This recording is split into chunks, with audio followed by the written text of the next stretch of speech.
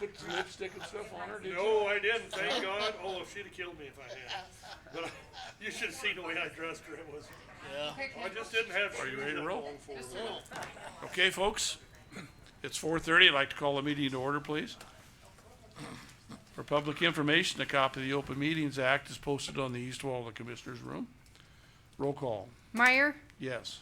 Harris, Yes. Knapper, Here. Reisig, Here, Blue, Here. Can we all rise for the Pledge of Allegiance, please?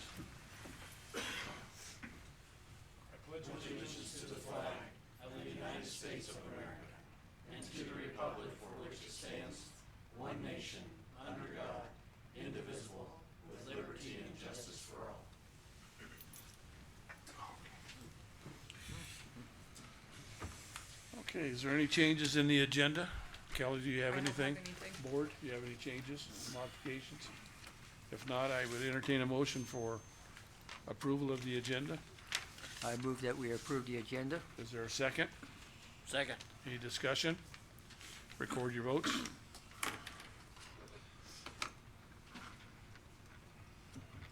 Okay to close? Close, please. And you have 5 yeses? Thank you. I want to remind everybody, the board does reserve the right to enter into a closed session anytime we feel it's necessary. We don't have anything as of this point. Moving on to the consent agenda. Anybody like anything removed from the consent agenda? If not, I would entertain a motion for approval as presented. I move that we approve the consent agenda as presented. Is there a second? I'll second. Any discussion? Record your votes. Okay to close? Close, please. And you have 5 yeses? Yes. I need a motion to to move into Board of Equalization. I make a motion to move into the board, or to the Board of Equalization. Is there a second? I'll second it. Any discussion? Record your votes.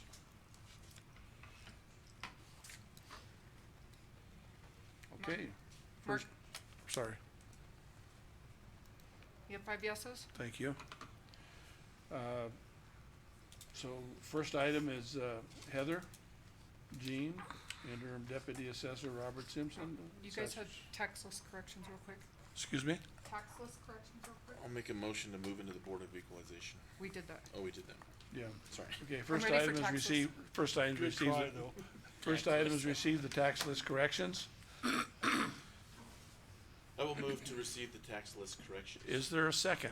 I'll second it. Any Is that this discussion? page? No, What? that's That's Heather. a different one. That's, Tax list that was corrections on were ahead the of her. consent Con- agenda? Consent? Yeah. Okay. Is it okay to close? Yes, Or open the vote for the, yes. actually, I'm Record. sorry, I needed a second. I second it. Mike did. Mike Okay. already did. Record your votes, Mike please. seconded. Record your votes, please. Okay, we're all caught up. All right. First item, discuss, consider one motor vehicle exception for Regional West Medical Center. Alright, so I have one motor vehicle exemption this evening for Regional West Medical Center. This is a 2020 Mazda CX-5. It says that this vehicle will be used for physicians to travel to outreach clinic and for education purposes. It is a tax loss of $350,000, or $350, not $1,000. Just exempting the whole thing, huh? Has that It's a vehicle, Mazda, $350 only. has that been exempted before? No, it's a new vehicle for them. A new one again. So what became of the one that's replacing her? They take it off then? I don't get their whole list until January, so I'm So- not sure if this is replacing So anything or if They this may is a have new added to vehicle. the fleet. Well, yeah, but then they can move those down and use them for anything they want at that point, right? Don't they have to stay, when we approve it for that, doesn't it have to stay for that? And This, then- at this point, this vehicle is for this purpose. If they change that, it would be changed when they send me their list in January. That's all of their So that would vehicles that are change on the new taxed. listing then? Well, as long as, If they change the use of it. But they can take this vehicle down and use it just for running around or for general purposes, basically. as long as the hospital owns it, they're going to try to keep that tax exemption. I'm assuming. And I thought we were only giving these for things that were, you know, actually for patient use, not for the administrator to go on vacation with and things like that. If it meets the requirements on her list, Okay. that makes it tax And exempt. they say that it, Well, see, that does on this deal, but now there was another vehicle, I remember exempting another vehicle for this same thing to go around and move people around. They have, Right. Russ, they've So- got multiple vehicles that I do know, but that. then they They- moved that down yeah. and it can be anything. so basically. what they're telling me is, so if the motor vehicle is owned by and used exclusively for, agricultural or horticulturist societies, or the motor vehicle is owned by an educational, religious, charitable, cemetery organization, or any other organization for the exclusive benefit of any educational, religious, charitable, or cemetery organization, used exclusively for educational, religious, charitable, or cemetery purposes, not owned or used for financial gain to profit, either the owner or the user, not used for the sale of alcoholic liquors for more than 20 hours per week, and not owned or used by an organization which discriminates in membership or employment based on race, color, or national origin. So what sort of processes are in place for us to know that they're using the vehicle for what they say? they're This using the vehicle says, I mean, all I can go by is what they tell me. Right. So they have said specifically that this vehicle will be used for physicians to travel to outreach clinics and educational purposes. That's all I So have. it becomes part of the operation of the hospital, Right. correct? So I it would know- be, you know, this is one of those vehicles that if you want to table it and have somebody come and explain the use for, you may do that. That's completely up to you. No, but when they add a new vehicle, and an old vehicle should come off, I would think. Well, we don't know that they're doing anything with the other vehicle. They may be adding to the fleet. As long as it's owned by the hospital and the usage is the same, they are still tax exempt. But that's because we do them on one-time exemption instead of doing an annual exemption on We all do of do them. an annual exemption. Yeah. That's why I asked you. Right, but this is new and in addition to their fleet, and I can't tell you, whether or not it's replacing anything or not. But we still do have access to knowing how many vehicles are exempted through your office. Yeah, and I will bring you the list Yeah, of what- that. now That's what- all, that's the only question. What are you asking when you're saying that that vehicle does something else? Okay, well, okay, let's say that was the intent of it, so they put it into position and they used it. Now, this vehicle's already 3 years old right now, it's a 20. Right, so it's not a brand new It's vehicle. not a brand new, it's already 3 years old, so let's just say they use it for 2 years, and then they drop it down, or they just let somebody drive it home back and forth. Well, that's not doing what it was intended for. At that point, I think those need to be. Oh, I see, you're talking about an exempt vehicle that is not being used for the exempt status as you That was just talked that about. We approved it. Okay, I see, okay, Okay. I misunderstood what you asked, Russ, I'm sorry. No, So- I just so at wanted this- to get clarification. So you receive every vehicle exemption, you receive it every single year. So every year they have to tell me we don't just make them exempt and they're exempt forever.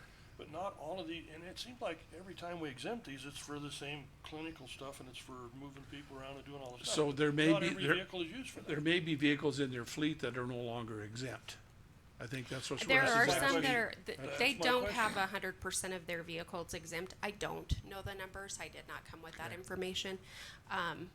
I will have a list of them when I come with their, I don't wanna put you through a bunch no, of stuff. when I come up in January okay. with their, Let- so anytime the hospital buys a vehicle, they make the expiration due in January.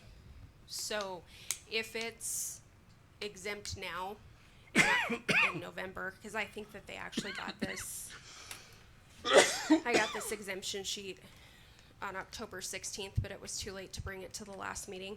So we will process this vehicle registration. If it's tax exempt, it will come before you again in January. How about if we do this? If you could just send them a note asking what vehicles, if this replaced a vehicle, and what vehicles are no longer exempt. That would answer your That- question. That's And my I'll, answer. and I, That's- yeah, and like I said, I do bring you that information in Okay. January.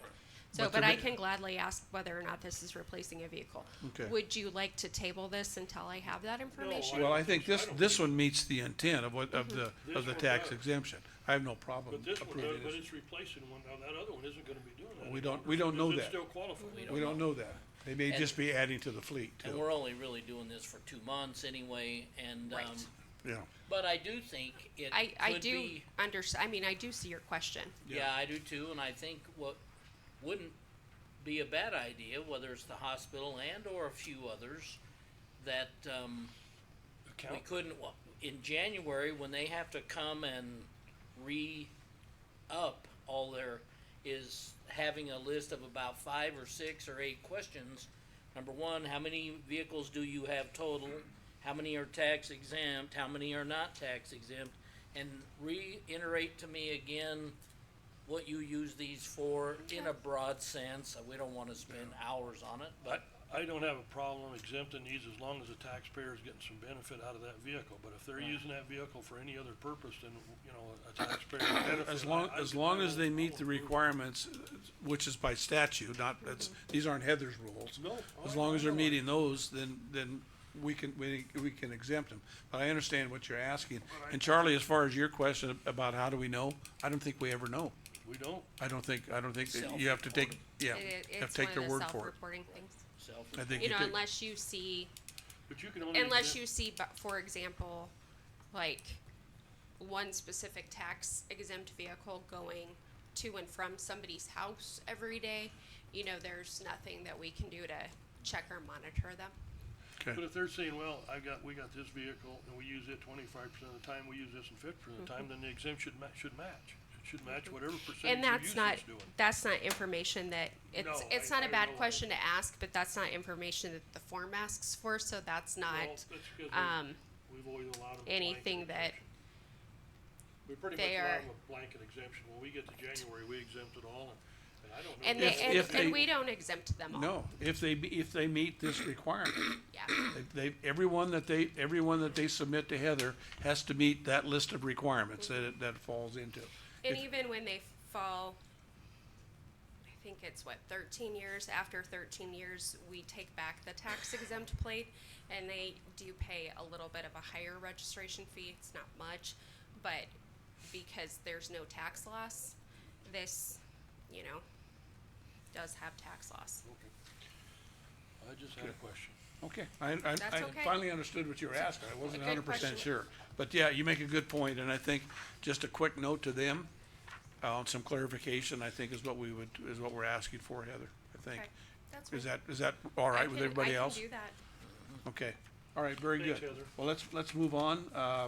Do we have a motion to approve the exemption on the vehicle that she just brought us?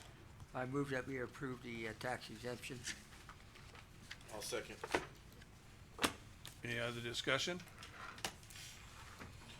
Clerk call, no, never mind, record your votes. Hey, I'll do it. I've been doing that for a long time. Okay, Mark.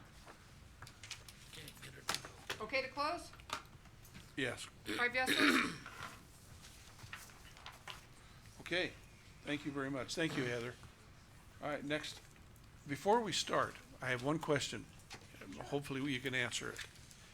I read in the paper that the hospital is now partnering with Heritage on some care read that. things. Home health and Does hospice. that change the status? You know, we had the big long discussion about the center over here. So my neighbor actually works for home health, Okay, and his employer will now be Vetter, but he will not be working out of that facility. It will just be, he'll continue, he'll just be what he's doing, he'll just be working for a different employer. does that change anything of the discussions that we've had as far as Vetter is concerned? No. Okay. Now, the only thing that it might is if they choose to house hospice there or home health, and quite honestly, I don't know where they would put them in that facility. Charlie? I would chime in that, I think this might change some things. The reason the hospital is selling this off is because it's a is a revenue generator. And so they sold it to Vetter, and Vetter's going to make a profit off of this service that they now offer. So, I don't know exactly, how it's gonna change things, or how we're going to prove this, but that's my understanding of this whole thing, is that, it will be a revenue generator for Vetter. So rather That's than residency, what we talked about, or what are you talking about? No, so, Heritage up here. I know Heritage. so Yeah. Vetter Heritage. bought a service from Regional West Okay.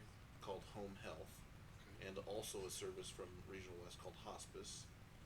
And those services are revenue generators. that So, doesn't work. but I don't know, if their offices are not there at the facility, I don't know how that changes what we're doing. Yeah, But that it's was gonna that was change. my only question. Vetter Health Services as a whole is not precluded from generating a profit. Oh, they do that all the So time. when we are looking at a tax exemption, we are looking at what's happening at that facility and that facility only. So unless home health and hospice is located in that building, and I've been in that building numerous times, I don't know where they would put them. They are busting at the seams. So, not to say that it's not, but my understanding was they were gonna continue where they were, at least for the time being, office-wise. But I would only say that what they do in that facility today is an income it certainly generates income. Now, whether or not it, generates profit, I don't know, but it certainly generates income. They can still generate income. Right. Even being tax exempt, as long as they're saying that that income and profit is put back into the business. Right, that's been their Correct. new, it used to be owned by private people, but now it's owned by a 501c3 corporation, I believe, and those profits go to Back into the facility for. back into the facility and or improvements charitable yeah. things. So that's the way I understand it. I What- was what- gonna go by there and Okay, try and find a brochure that I think they have over there and see what it says. okay. You might wanna check, I don't know, I don't know if that changes anything that we've done at all. It That was doesn't kinda- for right now, For right now, okay, So, okay? and you're gonna watch it then? Yes. you and I had a discussion a month or so ago about the residency being sold to Vetter. Is that not happening? No. I haven't heard it one way or the other. We'll, I'm guessing we're gonna know when it happens, they're making everything public that they're doing, so, nothing's been out there yet. Okay, Better bought home health let's, hospice. Right. what's that? Yeah, that's what we I were, just said better bought home health and hospice. Yeah, that's what we were just we were discussing talking. that. Okay, receive the, 3-year plan as per 77-1311.02. Okay, so every year by October 31st, we are charged with providing a plan of assessment for the next 3 years. And so we got some examples of what had been done in the past, and actually Robert prepared that, so I'll let him speak on that. Awesome, thank you, guys. Yeah, so I think everybody has a copy. Really, this, like Gene said, has to be filed with the state by October 31st each year. And it really is, wanting to make sure that there is a plan in place as to what you're going to be doing around residential, agricultural, commercial. But I also included a number of other things in there because I think that they're really important for the state and for you guys to know as well. Such as, some of the highlights is we're drafting policies and procedures as we go through each process, because right now it's just, we're discovering all kinds of things on a daily basis, and really without a lot of documentation, so we're really trying to heavily document all of our processes. We go through them. Training, you can see there's a number of trainings that have either already gone on or planned in the very near future. So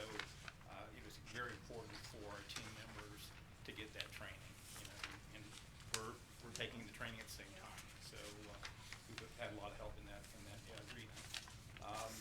Another big one, I think, that, we've gone paperless in the assessor's office, on a go-forward basis unless it's something that is required to be kept in a paper format, such as the homestead applications we have to send into the state, but otherwise, everything is getting imaged. So, I think that's a huge step in the right direction. You know, if you've been in our file room, you've seen, you know, just thousands and thousands of property records that, and we're doing this on a go-forward basis, but we're also, as time permits, we're going backwards. And anything that's in the real property records in the file room will eventually all get imaged. So that's probably a 3-year project going backwards, but we're not creating any more problems going forward by being paperless now. We mentioned at the last meeting, we have provided numbers to get some estimates for residential lot study and as well as commercial reappraisal. We had 3 groups that we were asking for bids, and unfortunately, we're only gonna get estimates from Standard Appraisal because Brian Hill and who's the other gentleman? We do this every time, but both of them are unable to do anything until probably 2025. So I think what the lesson there is that when we go to do this in 4 or 5 years, that we, you know, get an estimate well in advance, so that way we can have, you know, competing bids. So are you leaning towards Standard then to do this? They're the only ones that have the ability to do it right now. If we do that, we will have to be very specific in our contract and what we want and what we are needing from them as a result of their work. Right. So, Unfortunately, there's only so many options. Yeah. And if we wanna wait until maybe 2025, we could probably, we could get Brian Hill, the other guy's name is Josh. Is that a Yes. problem if we do that? Yeah, we're gonna be out of compliance on the commercial Maybe. reappraisal. We're gonna be out of compliance starting December 31st. The state knows that. we could check with the state and see. But right now, our only option would be Daryl. 'Cause And is that the one that you didn't particularly like last time? no. I Okay. didn't. Yeah. It was, We just got the tail end of that, I Yeah, think, but yeah. when we came on, but Yeah. I remember you guys talking about it and you It was weren't a- happy with his work from before. I mean, those guys are booked through 2024. yeah. So this really probably should have gone out for bid in late 2022, early 2023. Sure. Right. Do, So, do we know where NACO is at on their mass appraisal division? They're working on something, but, not at liberty to say. Yeah, But I would say for this round, you probably will have to go that direction. The next one, you may have more options. Well, the concern that, and I don't wanna get real specific about it, but the last one that we did, a lot of those folks protested and we took everything back because it was just so far. I remember and we so- did our properties, I mean, it was a train wreck what they. Yeah, It was- and it was a that's my mess. concern, and they're not cheap. I think we're so- better off to have nothing than we are that. If there's any way that we could have a different selection, we may end up with them anyway, but if we could get I know we're out of compliance, or maybe out of compliance, but I think in light of what's happened over the last 7-8 months, whether or not they could give us some leeway to this so that we could have at least something else to look at. and we could certainly check with the state and Yeah. see where they stand on it. I see Well, I think the Ruth state's wrecked resigned, right now. Yeah. Ruth Sorensen resigned. Who are you working with at the state now that Ruth is? My contacts have primarily been with Sarah Scott anyway, Okay. And Mark Lewis. and Mark. Mark was our local rep, okay. Heather has something back here. Yes, The problem is, and the reason that they end up having to use standard appraisal is that there are really no other mass appraisal companies in the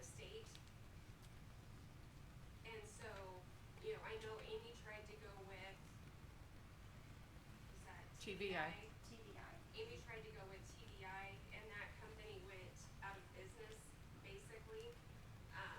And that was part of the contract that, Angie, I think, ended up getting reduced because she wasn't a fan of the work that TBI did.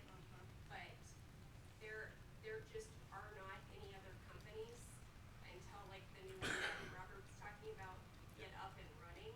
Yeah. There's just not very many options for counties to use. And I'm just giving you my opinion. Oh, no. You know, Yeah, cause yeah. I dealt with them, One of the things that we It was- heard was that Daryl did not provide the, backup for his numbers That was one that of he came up with. But we spoke to a couple, or at least one other assessor, who said that she used him, and he did provide that information to her. So, well, don't get me wrong, he provided information as to why this particular parcel was assessed at this number, but everybody sitting up here said, you gotta be kidding me here, cause it's not even close, not even close to what it needs to be. And it happened numerous times, and we didn't have an answer for it. Right. That was my concern. And Angie and I had a long conversation about it, and she was kinda in the same boat. She said, well, there's just not that much out there that we have to pick from, and and I, there really isn't. So And- our understanding is Josh worked for Daryl at one time and broke off, and he's on his own now. Yeah. And then Brian Hill worked at Property PAD for a while, and now he's off on his own. what are we talking numbers as far as the contract would be? We haven't gotten. You haven't got anything on We're it, waiting okay, for it, okay. So is this problem specific to commercial, or is the shortage, on residential and others as well? I think it's it's On all of all aspects of mass appraisal. There just are not a lot of options to choose from. You might check with the state and see if we can get a We'll little see if we reprieve can get on an it or something, extension, yeah. Possibly. Or, maybe they can. If we don't have a choice, we don't have a choice, we're gonna have to do That's right. whatever We'll it is have we to gotta work do, with what we've got. yeah. So I will put that on my list. And to then check. prepare come protest times. Well, that, and maybe then, I think you used the words that we need to be very specific with what we're gonna require of him. And so maybe that can help us, I don't know. Absolutely. Okay, continue, I'm sorry. Yeah, no, it's fine. I'm not gonna go through the entire 3-year plan, but just the highlights, I think those are some big things. One thing that we want to look at as well for next year is rather than printing out and making multiple copies for protest hearings, that we'd like to do that electronically. So, we'll talk about that probably a little bit more. I know everybody's like, oh no. Whatever will keep it moving, that's all I'm Yeah, after. and I think as far as time and money, Yeah. it'd be a lot saved. So how, doing that. can you go over that again? Where do you? So, rather, the packets that you guys get every year for protests, that would be an electronic file, and we would probably work with Bytes about having a folder set up on the network where each of you can access that, and we can put them in the appropriate order. Rather than thumbing through Those 3-ring notebooks. Three-ring is what you're notebook that talking thick. about. Exactly. What a great. I like that, I really like that idea, That's really. really like that You're gonna idea. want that new computer then, for sure. Okay, I'll get it. Get it? Well, virtually all that information you're giving us is on the website anyway, other than possibly their actual protest form. And that can be scanned in as well. Right, We can, made part of it. plus it'll make it a lot easier when we have people reschedule and move around. Just a matter of changing it on the computer, and plus doing away with all that paperwork and everything else. Because at the end, it all gets recycled. I'm kinda thinking with the full staff, you're gonna handle a lot of those downstairs, a lot more than what were handled this year. This year was a train wreck. I'm hoping that we don't have that many, but you never No, know. well, I mean, that's it, but I think you guys you have enough It'll- staff to handle a lot I more think people. we've talked about some things that we can put in place to make that process a little more smooth for everyone. But anytime we have these reappraisals, you're at risk of having large quantities, massive quantities of, And that's what happened last time, and it was primarily commercial, Right. but, And we had no idea, I mean, this came from a meeting with Mark Luce that we had around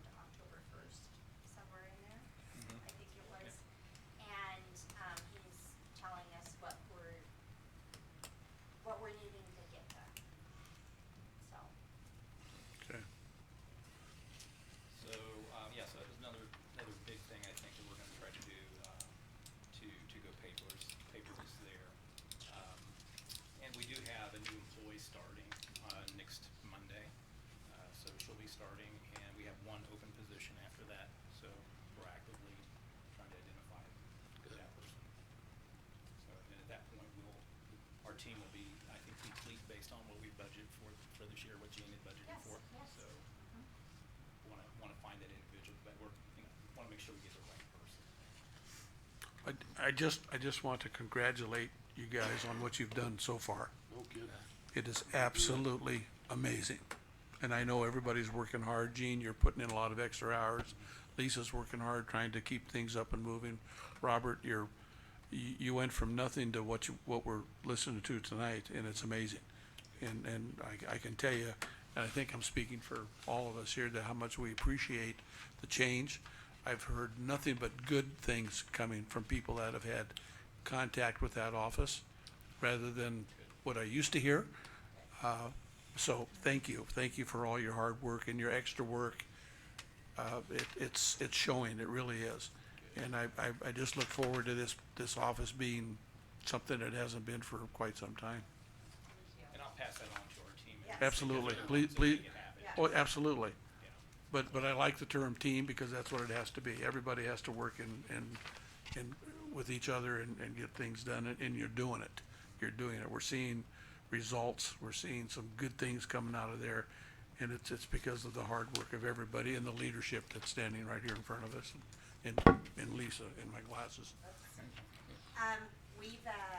We've received a ton of help from, Kelly's office. Absolutely, yes. Forgot her too. From Heather's office, right now, we're kind of in the process of downloading and going through all of that, and just getting that process started. Mapping. A mapping has been huge, and, I would really be remiss if I didn't thank my staff, because Absolutely. they've been operating since July on their own, essentially. Well, that's a feather in your cap, Kane. No, it is. It is. But the bottom line, and I know I'm forgetting somebody with Kyle and with the mapping department and what's going on over there. But everybody stepped up to the plate. Everybody. This county stepped up to the plate to make sure that this office was running smoothly. And it couldn't have happened if I know other organizations where you wouldn't see that. It's, well, you're on your own. It's not my problem. Well, this We don't have office that here. is such an integral part. Yeah. I mean, I can do my thing and Heather can do her thing, but if the assessor's office isn't doing its thing in the middle, Yeah. it doesn't matter what we do. Yeah, everybody stepped up to the plate and did their part, whatever part they needed to do to make sure that it was up and going. And I can't tell you how much we appreciate that. We really do, guys. And we should probably also mention the other panhandle assessors. Oh, yeah. They've been very helpful. Really? That's good. We have a monthly meeting with them. Outstanding. We had a great monthly meeting with them. That's so and good to hear. So. So they did have- we get beat up pretty bad at that one? No. No, really? No. That, No. well, that's a nice. first. That's good, We good. did. They Good. were very gracious and, offered all kinds of help. I think Robert's reached out to a few of them Very already. good. And, Awesome. We have not encountered resistance None whatsoever. from anyone, so. Well, and again, I hope I'm speaking for this board. You have our full support to continue to move forward, to do what needs to be done to get it where it needs to be. And we see a light at the end of the tunnel here, folks. We really do. And I At think least it's we have gonna a be. tunnel now. Yeah. Yeah. It's not a train at the end. There's not a train coming this way at us, yeah. We're feeling, I mean, there are days it's like, oh my, and then there are days where it's like, wow. I mean, we're really. But it's working, and there are a lot of people that are putting in their time and their efforts and their expertise to make sure that that gets done, and that's very much appreciated to everybody that's involved in it. Thank you. Yeah. Do you have anything more? I think that's it. Okay. Very any good. Questions? Thanks so much. Keep us Thank you. posted on that standard I deal. will. I have it written down. We'll touch base with the state and figure out what their. Let me throw one other thing out on that subject. Is there any chance in the world of doing that in-house with additional help? Good question. Don't you need That's the way it used to work, didn't it? We Don't you need used an to do appraiser? it that way. That's the way they did it. That's what I'm There were like 10 of us in Amy's office, right? 10, 11, Yeah. 12? There was a lot Does of it us. require a certified appraiser to do it? Or just somebody that's bright enough to know what a piece of property is worth? Well, That's a quite good question. honestly, I'm not exactly sure on that. I don't know. And, that would be if they used to do it in Amy's, I don't think she had any I don't know, Hodges was one, Amy Hodges, and then Kukon, I don't know what his qualifications were. I don't think he was one, but I think he He- was working He toward was it. sitting there, But- Cause yeah. I Just think think you about it make a and- good point. If That's that, another if there's thing. if that's an option, obviously whatever we'd be paying to them, we could maybe bring some people in, for a short term and, do that and might be not able to be do that. permanent employees, but, Once we get the Temporaries. estimate from Standard, we Right. can do an ROI and say, hey, right, we can hire 4 people to do this. right. So you might think about it, And- I'm and- just throwing that out. And the good part about that is that if we hire within, or at least within the area, they know the area.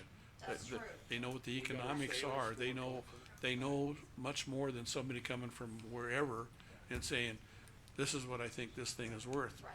And we're not even close. No, they weren't close on the last one, 'cause that was just, man. Well, it was, everyone that expensive. we came in contact with was just not, I like that idea, I really, yes, Charlie. One of the comments I'd received in the past was why, comparing local resources to standard was, why don't you hire 12 or 15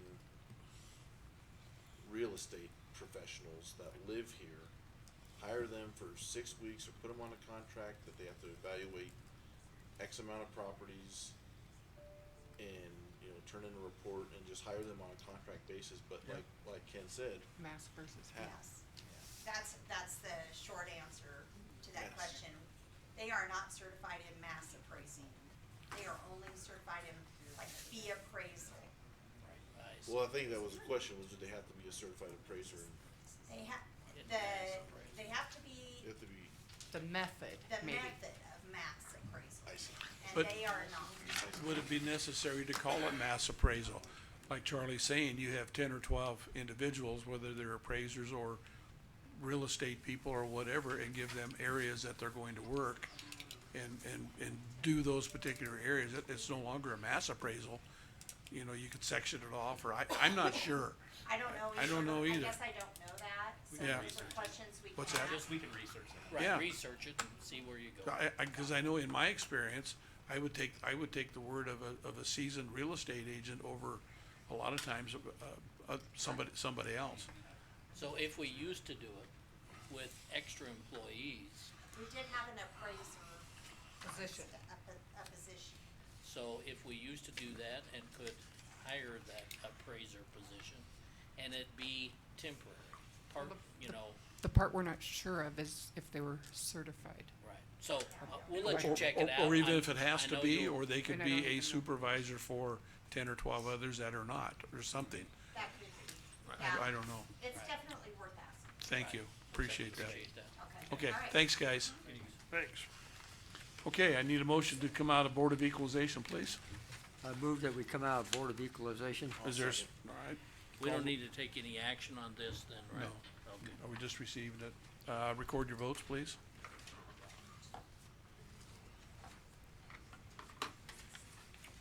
Okay to close? Yes, please.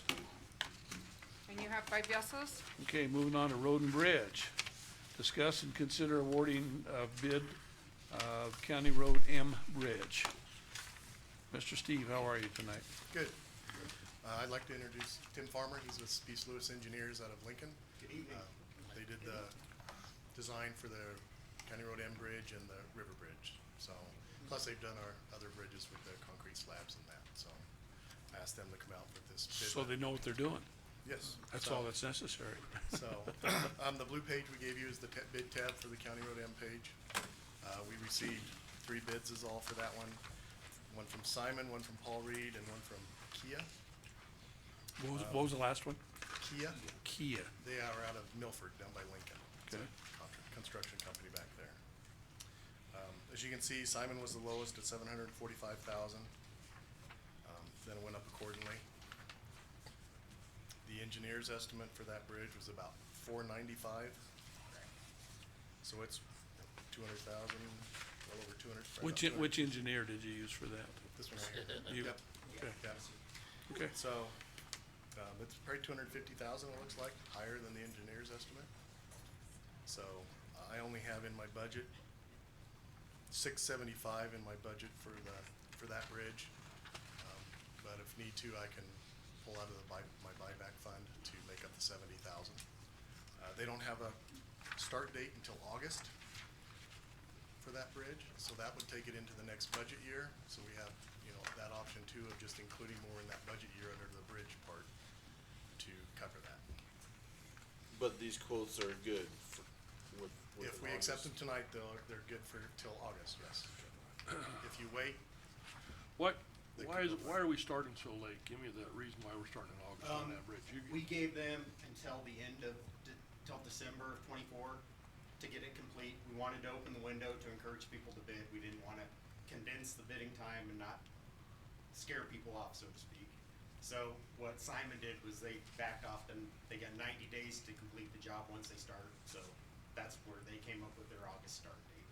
So they're the one that picked their own date? They picked their own Okay, date. all right. It, that's and fine. that is not set in stone, that's their estimate, they have to, if you award it and they go under contract with you, they have to be done by December of 2024. But There's they nothing could- in the bid docs that says they couldn't They could start call up early. Steve and say, hey, it's April, we have a crew open now, we can get there, are you okay with that? So, but that's their estimated starting date, is August of 2024. And their latest date is December 31st. I think it's December 1st. First. Okay. That's their final completion date. They need to be done by then. Okay. And so what happens if we award the bid and then they don't show up to do the work?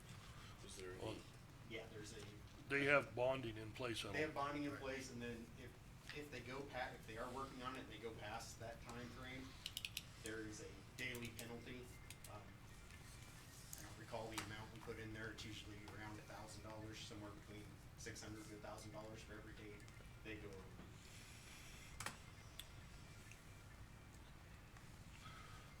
Do you feel that we'll put any strain on anything if we go ahead and get them, put it in, approve it tonight for that? Or are you gonna be able to get it all under this year's budget?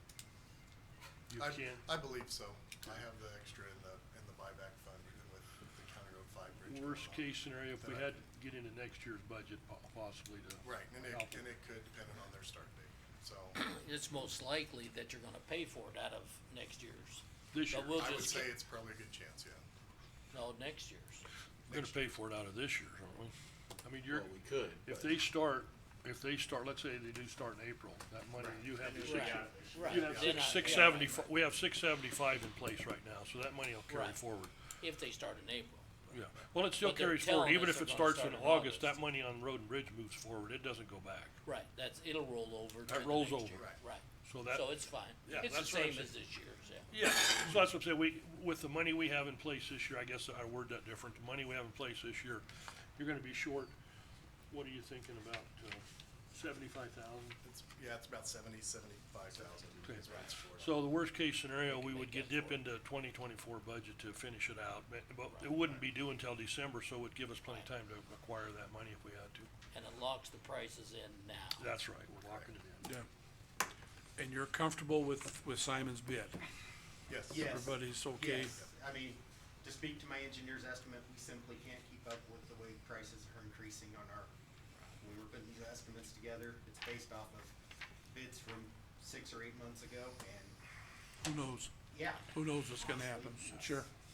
So, yeah, if Okay. not approved tonight, we wanted to rebid it in 6 months, it could be $200,000 higher, so. All right, then I'd entertain a motion, to approve the bid for Simon Construction for $745,000. I'll make the motion to approve the bid to Simon's Construction for $745,000. Is there a second? I'll second. Any discussion? Record your votes, please.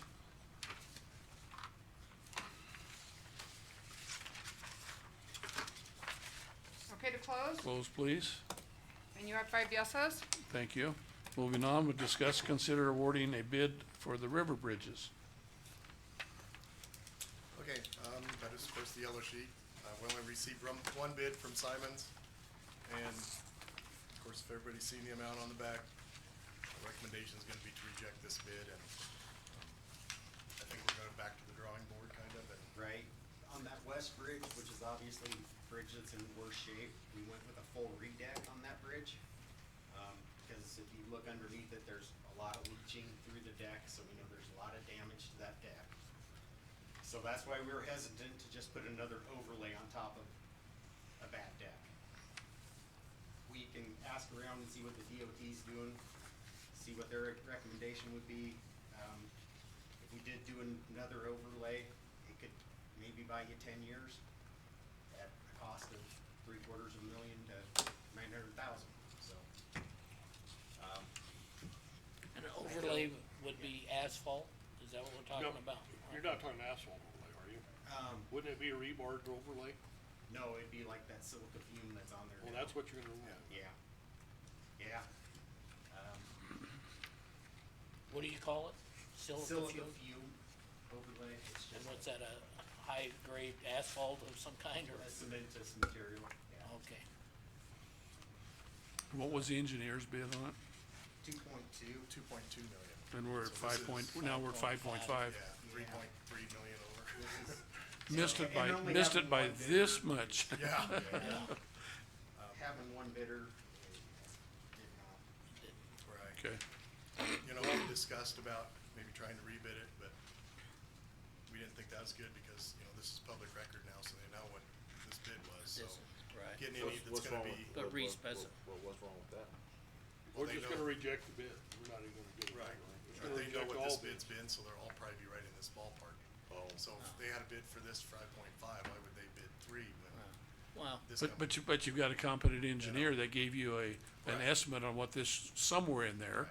And that's Yeah. why you have the engineer estimate. Yeah, so that- absolutely, For this absolutely. price, you know, you could almost just put a new bridge in there. For the, for the 5.5, you'd be within 10 to 15% of just rebuilding that whole west bridge. Tearing it out and building a new one. Building a new one for like seven and a half, so. Yeah, okay, Um, all right. I have well, one question before we go any further. We asked for some CARES Act money for this project. Yes, How much did you ask for? we had 1.65. So what becomes of that CARES Act money if we reject this bid and we don't do anything with this project? We've got another 18 months to spend that money. Yeah. And we can have it rebid by To then. have it dedicated, Dedicated by the end of, correct, By the end 24. of 2025 and spent by the end of 2026. So Okay, we're, we have time. so we're okay with I it. just wanna be sure Okay. we're holding on to that. All right, I would Wanna get that I would money. entertain a motion to reject the bid on the, the River Bridge, please. I'll move to reject the River Bridge bid. Okay, is there a second? I'll second it. Any other discussion? Record your votes, please.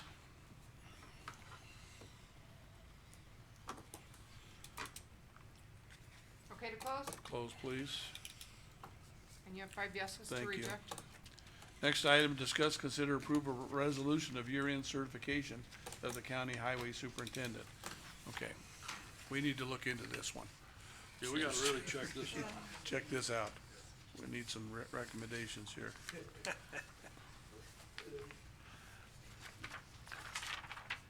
you include this in the packet, Scott? Okay. So the first one is the resolution, approving the chairman's signature on the year-end certification that you had a licensed superintendent working for you for the calendar year 2023. So, this is where you get your highway incentive money for your $10,500. And you've met all those requirements. Yep, yep. That's So- good. Yeah, so unfortunately, it's a little short of getting the River Bridge done, but it is $10,500, so. Okay. I would entertain a motion for approval of the resolution, please. I'll make a motion to approve the resolution as presented. Is there a second? I'll second. Any discussion? Record your votes.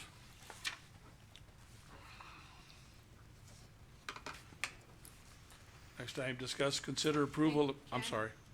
Go ahead. I need your vote. Mine? Yep. I thought I did it. Okay. And you have 5 yeses. Thank you. Well, that was lucky. Next item, discuss and, consider approval of chairman's signature for the year-end certification of the county highway superintendent. What's the difference here? What do we? One's the resolution, the other one is the one I just said in front of you, it is actually the one you put your technical form of the year-end certification, my name on there is your superintendent. Is that just my signature then? Okay, gotcha. Okay, I'll move to approve the chairman's signature on the year-end certification of highway Was there a second? I'll second. Any discussion? Record your votes. It's what Lemoyne wants. Yeah, Okay, Okay. close? Close, please. another NDOT requirement. Okay, thank you. Congratulations. Since we're talking bridges, a little update on the County Road 5 bridge. They started here a couple weeks ago. Just to let you know, it's kinda slow going. They're having problems getting a base established, high water table there, and, the depth they have to have for the box floor. So it's really kind of been a slow going process here. They were supposed to start October 13th. I don't think they actually broke ground till probably the 15th or 16th. So.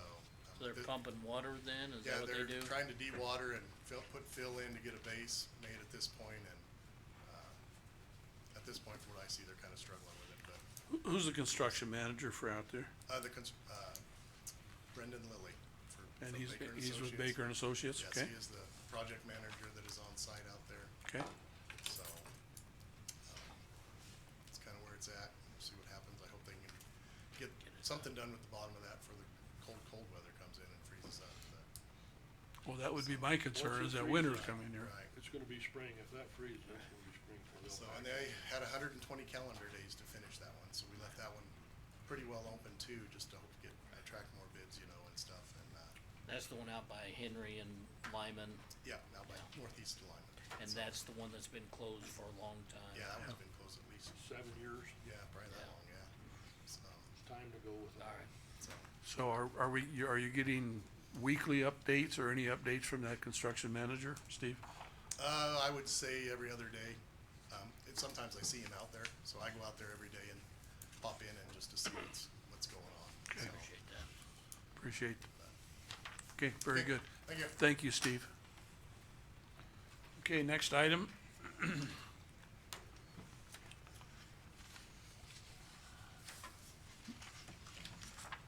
He's ready to roll.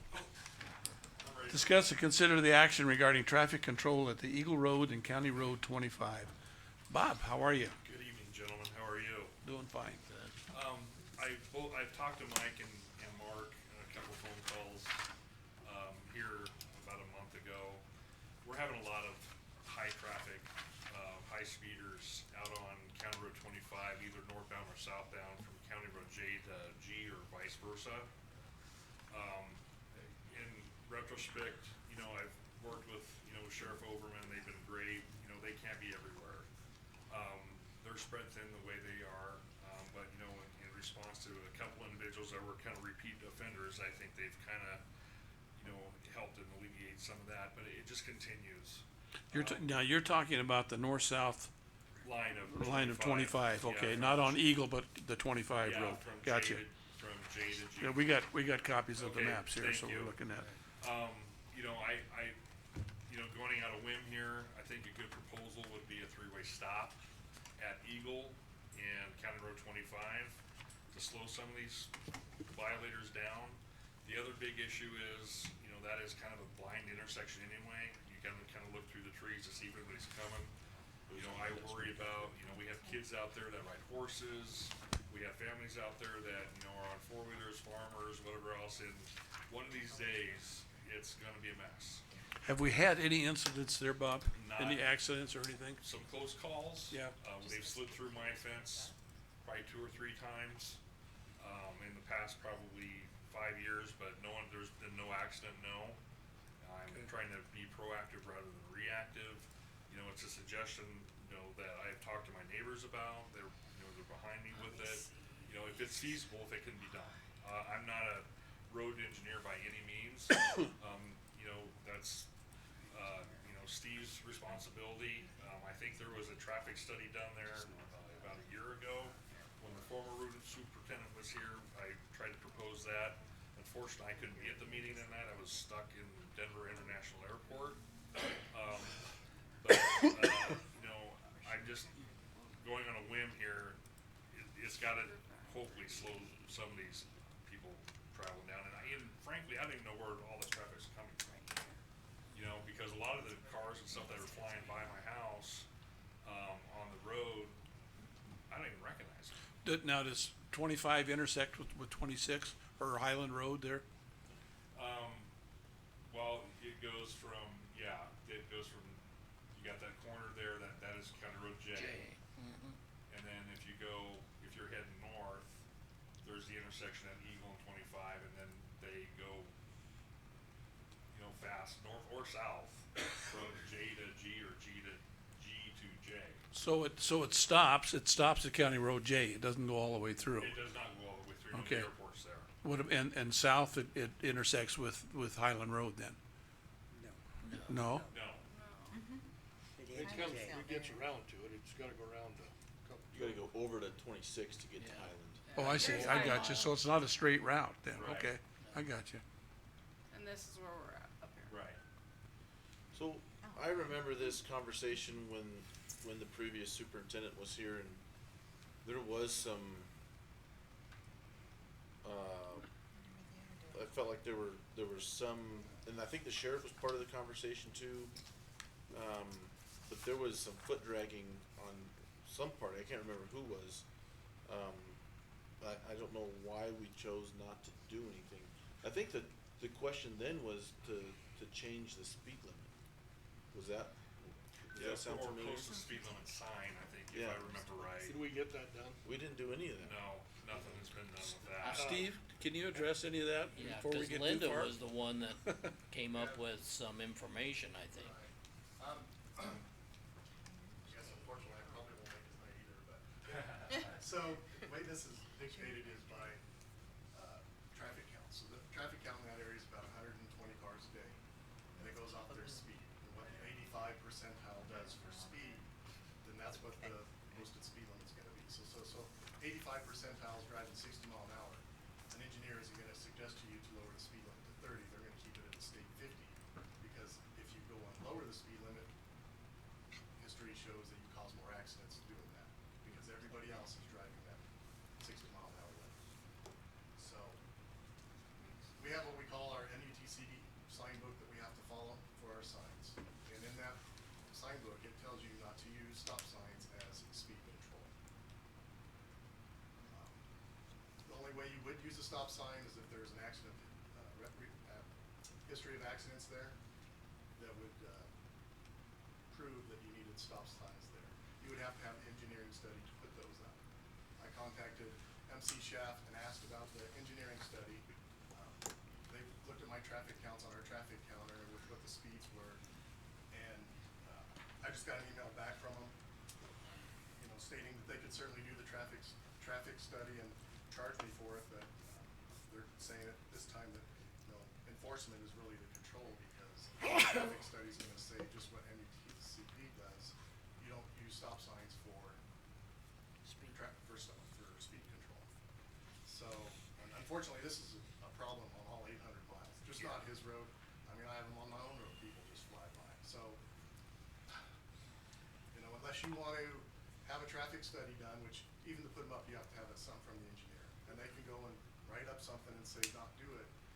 You can go against that if you want, but then if there is an accident there and they see the traffic study, show that the engineer said you shouldn't have put them up there, you could be opening yourself up for a little Ability, that's what I lawsuit was there. thinking. So, and I got an engineer here, maybe he could, so, unfortunately, I'm not gonna make his day and So- say it's a good thing to do, so. By all means, I Well, I know appreciate it. this is the second time we've talked about it. Right, At length, yes. right. So, Like I said, I'm not a road so engineer. what did you I get don't back know. from the sheriff, Bob?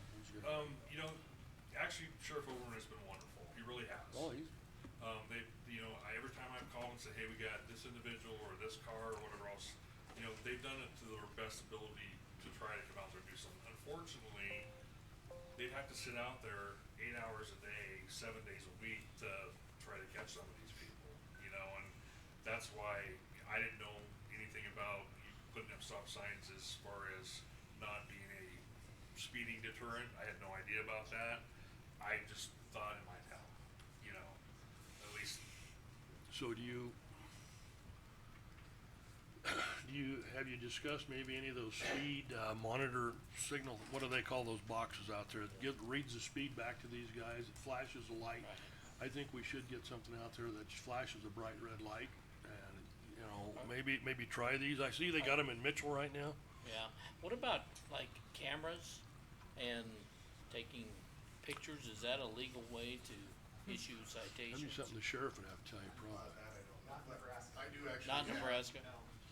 I do You actually do have one of those, don't you? the speed limit signs that flash and, can record their speed. We purchased last year and, cause there was a problem on 42nd west of town and stuff, people wanted, and we haven't used it yet. This might be a place to take them out there, set them up, and it's supposed to take pictures and exactly give you what time these people are coming by. And maybe that record would be speed one way. and a picture of the license plate number and all that. I don't wanna say for sure, cause we haven't broke them out yet. What- It's supposed to be pretty technical, as far as what they're recording, and maybe that would help, you know, the Could we, sheriff to get out could we there and take set it them out up. there and maybe put it on the northbound lane for a couple weeks, put on the southbound lane for a couple weeks and see Yeah, if we can. put them on each end, we got two. Well, you got two? Directional. You know, Bob, even what, if we're not go ahead. issuing citations, you know, law enforcement can still make contact and say, knock it off. What is the reason that they're using this road so much? Cause it doesn't go all the way I through. know, hey, sometimes I feel like I'd like to get a map out and just like, if you go straight south that way, you're on Highland Road, why wind all the way around and Yeah. go up the back way?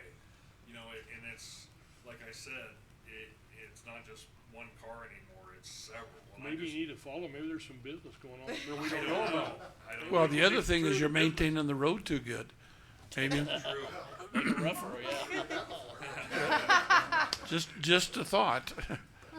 Just a thought. Just leave it rougher, maybe they won't Just, There you go. just slow it down a bit. Bob, Yeah. do you know who they are? I know a couple of the speeders that were repeat offenders. I don't remember their names here, Have they met you? Yes, yeah. Okay, I'm just throwing that out there. Right. But anyway, Sheriff Overman and the deputies have made some contacts out there. It's eliminated, you know, some of that from the repeat offenders that were doing it all the time. But it just seems like once one goes away, there's two more behind them. You know, it just- And where are they going? Are they? I have no idea. I guess that's the reason for my question is Right. what's the mystique of taking that road and Right. driving fast on it? Gotta be something That's good only- up there. That's I don't only know. 2 miles or 3 miles Yeah. Well, stretch. it's gotta be a mile Then and you- a half, right, Steve? Right. Then you hit a dead end and a, Yeah, so it's not a through road, that's the thing. yeah, You know, it's a problem on all of them, they all, all the county roads. Raise the blade up a bit, maybe, I don't know. but that's one option we can try, we do have those. Okay. I just appreciate anything at this point. Steve, I think we'll do our best to do what we can to try to, whether we ever eliminate it, we might be able to slow it down. Yes. As long as the sheriff's department's working with you, Steve will work with you, we'll do what we can, but they're kinda tight as to where we could start, we just don't put up No, stop I signs, you understand. know. You know, and that, Yeah. I And that would be a great solution, but right, I understand. unfortunately, it's not gonna work there. I just worry about some of the more elderly drivers out there, cause a lot of times when they turn the corner there at Eagle Road to go northbound on 25 to go home, they don't even look, Yeah, you know, so, anyway, thanks for your time. I okay, appreciate it. we'll keep working on it, that I can promise you. Thank you. While we're on this topic, and while we have a professional in the house that seems to know some of this stuff, I had a phone call from a farmer, he's out in this area, and he just had a suggestion to me. He said, why not just lower all county road speed limits to 40 for vehicles and 35 for trucks? I know the state law is 50 unless otherwise posted. So that, his thought was the roads would last longer and it'd be safer. Those were his thoughts, so. If you could chime Getting in. back to drivers' expectations then, where they've been driving 50 to 55 for forever, now all of a sudden trucks are going 35, and they're not expecting that. You're, you have to be enforced, and you have how many miles? 800 miles, so without enforcement, lowering the speed limit does no good, other than the law-abiding citizens are now driving that speed limit. The people who aren't are gonna cause more accidents with the conflicts with that. That's the short answer. truth to his theory that going slower would extend the life of the roads? Yeah. Oh, yeah. Yeah. Okay. Something to think about anyway, yeah. I know, I don't know if it happened, but Hall County was talking about putting weight limits on it. Yeah, a lot of counties post their asphalt roads, And put weight limits on weight it. limit them, but again, that's as good as your enforcement is. Right, and, And that won't help Bob with speeding. Not for that part, but, yeah. Okay, we'll keep working on it. We will keep, we'll do what we can. Thank you, Bob. yeah, and Go if ahead. Steve can report back to us what he finds with his new equipment, that'd be interesting See if to that us, does I think. anything. Well, Bob's gonna know what the difference is also with the stuff being out there. Okay, thank you guys, appreciate it. All right, next item. Discuss and consider the action on recommendation of the Personnel Board regarding, Ken? several of them, yes. Do you wanna do a couple of the other things before we start the personnel board stuff? Or can we move it, or do we need to? What, okay, how many do you have here? Matt, does Brenda have something? 1, 2, 3, Brenda don't have anything else. Jen? Oh, she's just hanging out. we can go down to the NERMA membership recommitment resolution, if that's what you Or want. we can just, the rest, there's several that are me, the only. Everything. They're All what? right. Alright, well, then I wasn't, What do you wanna do? I missed just it. stay where you're at. Okay, I'm sure they so will. the first one is, Personnel Board Policy 1200. Anti-drug and alcohol policy, 1100. Okay. or 1100, I'm sorry, that was one I had. Equal employment opportunity.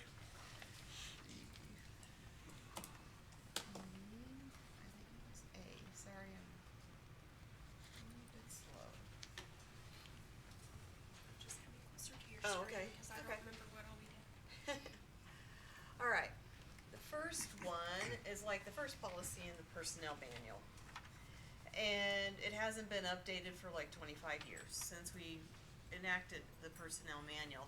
And we have had recommendations through, you know, my legal contact, Pam Bourne put on a seminar last March with needed improvements or things that need to be implemented into personnel policies. So this was, the first one was to talk about equal employment opportunity. I don't think we can say this enough in our policies, it seems like we talk about this a lot. So, updating to say Scotts Bluff County continues its firm commitment to the principle of equal employment opportunity and complies with, can you hear? No? Oh, There we here, go. there we go. And complies with all applicable federal, state, and local fair employment practices laws. We provide equal employment opportunity to all employees and applicants for employment without regards to race, color, age, sex, or gender, national origin, religion, disability, genetic information as defined in the Genetic Information Non-Discrimination Act, marital status, pregnancy, military status, transgender status, gender identity, sexual orientation, or any other prohibited basis of discrimination under applicable local, state, and federal law. We make employment decisions consistent with this principle of equal opportunity. This policy applies to all terms and conditions of employment. Scotts Bluff County will also provide reasonable accommodations due to disability, pregnancy, childbirth, or other medical conditions and bona fide religious beliefs of applicants and employees to the extent required by law, unless undue hardship to the county would result. Any applicant or employee who needs an accommodation must contact their supervisor, who will work with Human Resource Director to review the request for accommodation. If confidentiality is a concern, employee can discuss with Human Resources. We want our commitment to equal employment opportunity to be a success. If you feel we are failing in our duty and promise of equal opportunity to all applicants or employees, please report your concerns at once to your supervisor or other management personnel, example, department head, human resources, or a board member with whom you feel comfortable discussing the matter. We'll take every reasonable measure to correct any unfairness and promise that you will not be subjected to retaliation for bringing such matters to our attention in good faith. We'll treat all such concerns with the utmost confidence, to the extent reasonably possible and consistent with a fair resolution of the problem. So that would be changing from Scotts Bluff taking out just Scotts Bluff County as an equal opportunity employer and complies with all applicable laws and executive orders prohibiting discrimination. You can read that for yourself, but So like I said, it's just a recommended update. is there anything with the first, is there anything with the, what we used to have, is there anything wrong with what we used to have? I would say no. I would say no, it just further describes what it means to be equal employment opportunity. A better definition of what it is, okay.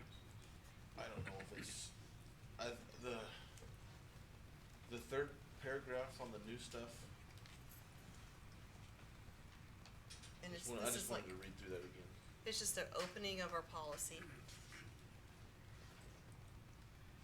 An opening of the policy? Yeah, like the very first page of the policy. Oh. That kind of thing.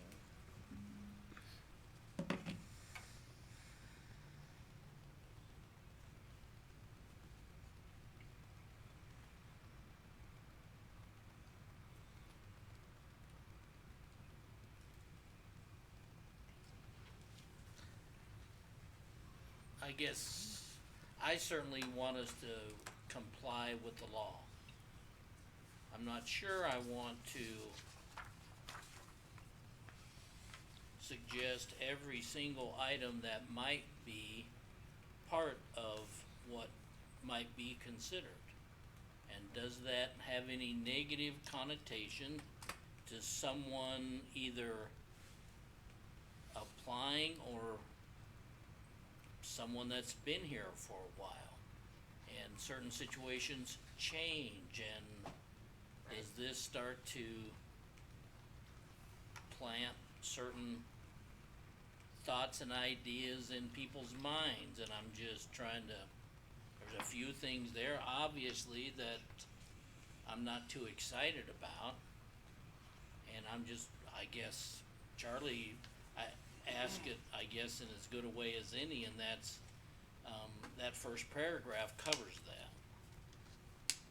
The old paragraph, I'll say, I'm just, covers that. it does. It does, in the very basic way. Right. And, you know, in our very conservative Western Nebraska way, we are probably just fine with that first paragraph. And And I would- hopefully we will be for years to come. I mean, I guess, I don't wanna say, And I only am But- concerned, or but are wanna you, remind this group that we change something here, yeah, we have no opportunity to go back in almost every case. but could you be preventing yourself from a future liability, since we are very concerned with how the future is handling what we do today? Could you be setting us up for failure by not We're- adopting and we're- broadening our explanation? What it says, and any other characteristics protected by law. That's what that paragraph says up there, right? So whatever is protected by law is what it says. Lisa, was this a recommendation from NERMA? It was from Woods Aiken, Woods Akins, Pam Bourne, okay. yeah. Well, I agree with Mark. I think that first original paragraph says it all quite plainly. I don't think there's any need to change it. Did we request this from Woods Aiken, or did they send it out to us? I said I participated in a seminar they held Oh. with suggested updates, we're building a personnel policy, and items they had recommended from a legal aspect be in your policies. So basically, what you're presenting here, Lisa, is a further explanation of what the first paragraph is. You're That's how I replacing read that. it, yeah. Yeah, Yes, but, just to cover But- that we have covered all of everything that needed to be covered, that somebody couldn't come back and go, well, you didn't do this, or you didn't do this. This is covering it, is that correct, in your opinion? that's how I read it.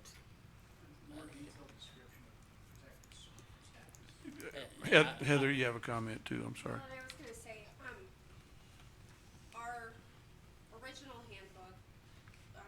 assuming came from NERMA, and this is kind of Potential, you know, yeah, I guess could be.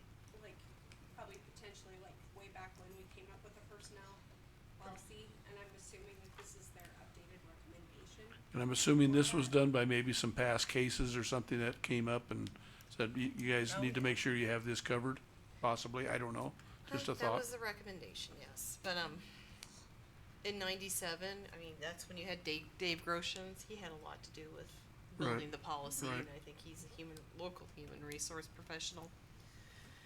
Times change, I mean, if you don't feel I don't think what we had is inadequate personally, but then This takes it a step ahead, it there's just takes, another kind of step. brings you into more of a, Is there anything wrong with the new policy, in your opinion? no, It covers everything that was said in the first one, plus adds to any Yes. situation that we may have come up. absolutely, Would, yes. would that be the reason? It does. Okay. And then we go into more detail on accommodating. We go into more detail in, gosh, I can't remember what the other areas were, but the accommodations go into a lot of what we need to do to allow people to practice religion or how we will incorporate them into our job space. We did just recently incorporate another policy here in So it's a further explanation of what that first paragraph says, basically. Oh, yeah. Correct? Yes, Okay. yes, I'm just saying, but we went into the policy and we even expounded even more on especially the accommodation topic, like 6 months ago. Mark, your comment about once we do it, we can never go back. I would disagree with that, the fact that if there is something in there or something would happen, that's our policy. We can change it, do whatever we We want to. can't change that policy. Why can't you? Not when it's the personnel The board, you personnel know brings that to us, we can only accept what they bring You tell forward. me You when we've take- ever changed one and taken stuff back. Name one to me. Cause that has not happened since I've been here. Not one of those policies has ever been walked back, that I know of. Walk back? You remember back in the old school board days, You've this stuff accepted used you. to be done we would do I like the last retreat or paragraph. something like that. These things weren't given to us for a 15-minute answer and approve them, you know? Some of this stuff should have some legal attention as well. Well, it came, but Well, it yeah, came but that's from what- Van Born. Okay, but And there, did any of you talk to Pam Bourne? no, No, but that's what we have. You could have went to the same conference if you. Oh, I wanted to. suppose, but I'm Yeah. just saying, you know. I guess I'm just confused. I'm not disagreeing. I'm just confused of why we're second guessing something that's explaining something further to cover ourselves in case one of these things would come up against us. Well, I think the more things you list, the more that you're liable to. The less things you conform to, the less you're liable for. Yeah, I like Mark's comments about, we don't wanna plant any seeds into somebody's head that they may be able to get something extra. And I think the plain language in the original text is best. Because we're still protected. I think this extra wording is, I think it opens us up. I don't know that, well, that's okay. I think my opinion, I don't know that it opens us up. I think it protects us. And that's, That was the legal opinion I received today too. yeah. and I've always had this philosophy, it may be legal, but is it right? That what? well, and It may be legal, but is it right? yeah, I know, and I know that there's some of those concerns here too, but I am of the opinion that the more of those items that, I mean, there's probably other things besides just these and all of it, if we're gonna try and list them all, then obviously, that's good for today and probably 6 months from now, it doesn't have enough, there's probably more, and I certainly want to, do things legally, and that we, do things appropriately according to the law. But that last part of that paragraph that says, and any other characteristics protected by law, I'd like to leave it at that. And listing 10, 15, 20, 30 items of, well, haven't you considered this, new employee? Haven't you considered this? Haven't you considered this to be thinking about? Existing employees? Surely you've considered this, and I'm just asking, why would we do that to ourselves? And then, so I think somebody already mentioned this, but if we're going to list them all in this new section, then we're gonna have to, every time there's a new item added to the list, we need to come back and fix it. Whereas up above, it just, as plain as day, any other characteristics protected by law. That means we don't have to list it. I'm gonna make a motion to,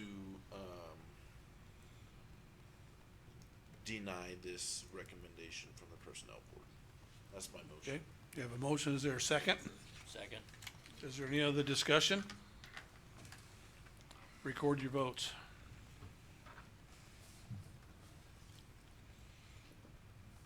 Okay to close? Well, I'm working on it here. No, you voted. Okay. Okay to close? Yes. We have 3 yeses and 2 nos. Okay, motion passes. What was it? That wasn't Okay, the next one is, consider recommendation it. on Wasn't that close? personnel board regarding 1200 anti-drug alcohol policy. Okay. Anti-drug and alcohol policy, I just had one change down here. As it read before, after a reportable accident involving the driver of a county vehicle, the driver is required to have a urine sample taken and a drug test performed, and the results of the test communicated to the county. A reportable accident is defined as an accident which results in the death of a human being or bodily injury to a person who, as a result of the injury, immediately receives medical treatment away from the scene of the accident, or an accident which resulted in one or more vehicles being towed, or which results in total damage to all property. Well, that's the point here, Russ. You took total out, so that's good. Okay, which results in the total damage to all property aggregating 10,000 or more based upon actual costs or reliable estimates. And we wanted to take out the part that says, which results in damage to property. The damage to all just to property. If there's property Yeah, I see damage it. that we need to, it's a reportable incident too, and it requires a urine sample. Is there a And line? not putting a dollar amount. What about one other item, when you have that, the test results communicated to the county? Shouldn't that define a person in the county rather than, is that everybody in the county can have those results? No, well, it's Okay, say, then, that says. They would it go says back we to the can. It says I department. can get them, I'm part of the Yeah, county, you and I could. work here. I I can have suppose. those results. Now, I think we need to define that a little bit. We'll have to do that the next meeting. Yeah, but don't you think that's kinda leaves that pretty wide open there? I mean, I think anybody could ask for those results. I think only the people that know that There's I don't know. incidents. That's not what I'm reading. would know, would. What you read there, Mark?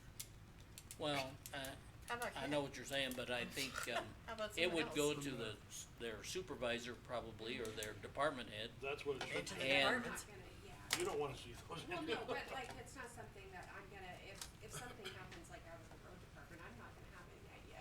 I would have no reason to request to do I that. think And we it's can resulted request- to it's reported to the county, not to the person themselves. Right? Doesn't I go see. just to the Hey, employee. who I see is what the you mean. county? That's all Well, of us, that's all of us. It's all of us. All of Anybody us. is a department head, but anybody involved, right? Could Le- be. Lisa, is there there's a line through the word all there, right? I can't Yes. tell for sure, but Which results in damage to property. property, right.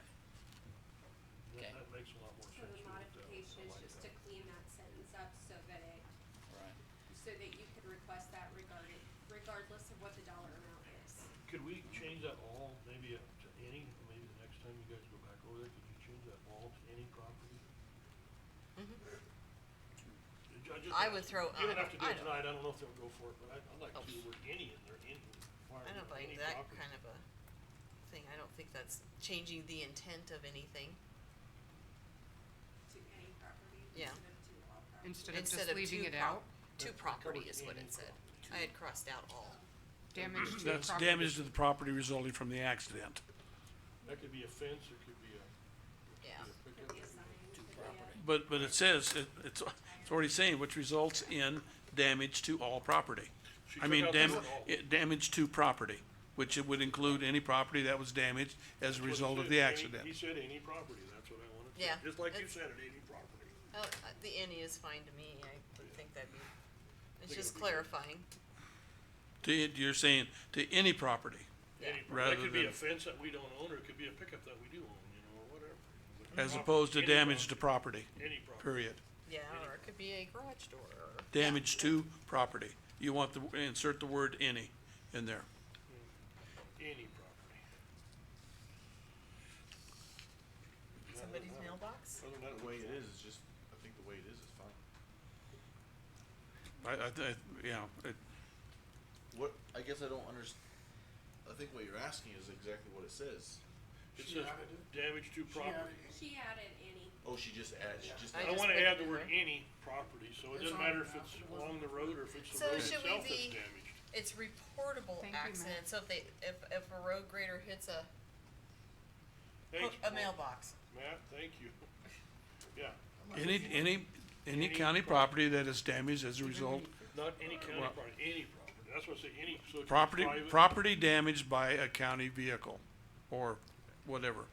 A driver of a county vehicle, the driver is Right. required to have a urine sample taken and the drug test performed, the results of, so yeah, if Oh, a I see why he just wants it, like, if you hit his mailbox, be any property, Mhm.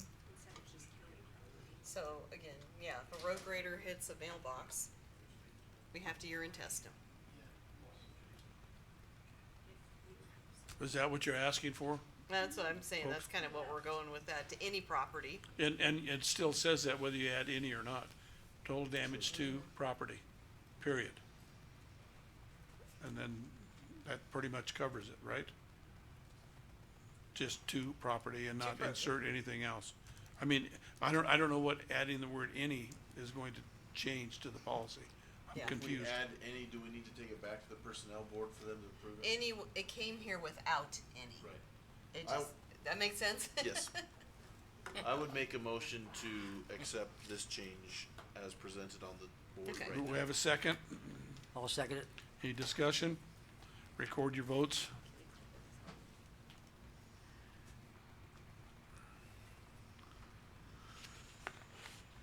Okay, Russ is not here. Abstained. He stained something? Thank you, Kelly. You just vote Or he for could it. vote no, yeah, Yeah, cause we know that's how. Oh, then you can abstain. he could abstain. All Okay, right, close? close, please. All right, next item, discuss, consider recommendation of 8310, continuing education. Okay, we're taking out a couple sentences on this policy. As you can see, when I read it, okay, the county recognizes the need for employees to keep up with changes and developments within their area of work. Some employees need to take workshops, which will be good for CEUs. Other employees may need or desire college coursework to obtain a college degree or college classes specific to a work issue. That would just be really awesome, but we just don't see that could happen. That would be very reasonable, that we can start doing college educations too, with our budgets the way they are.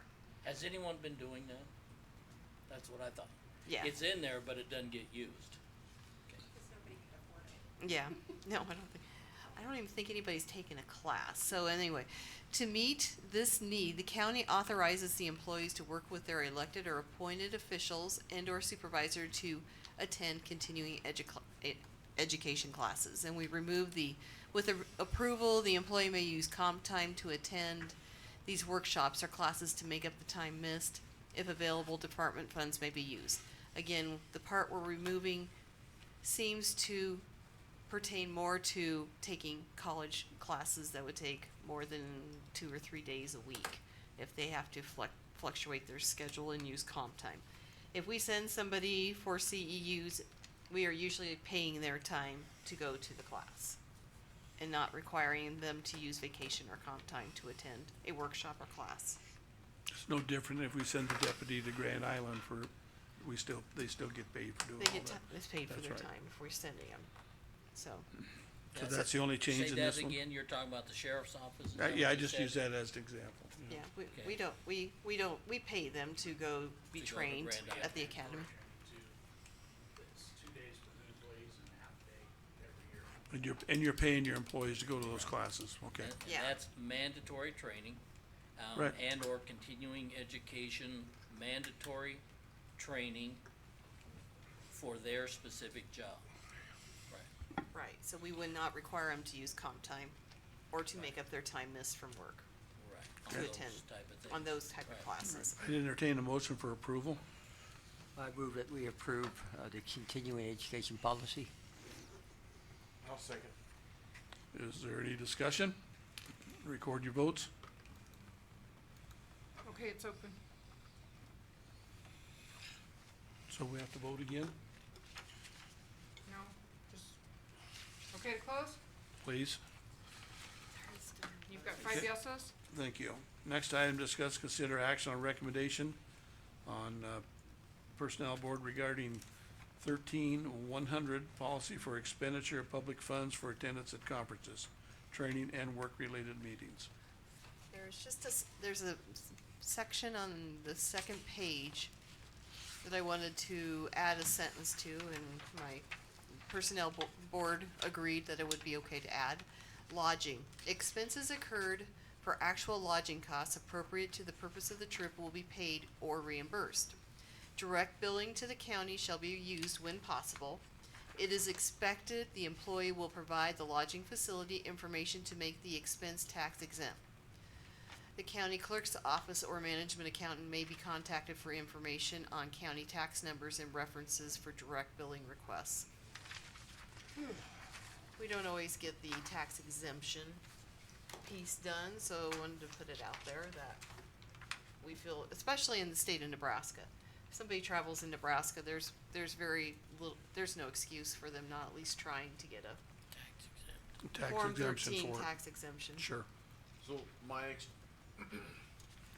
excuse me, my experience is that,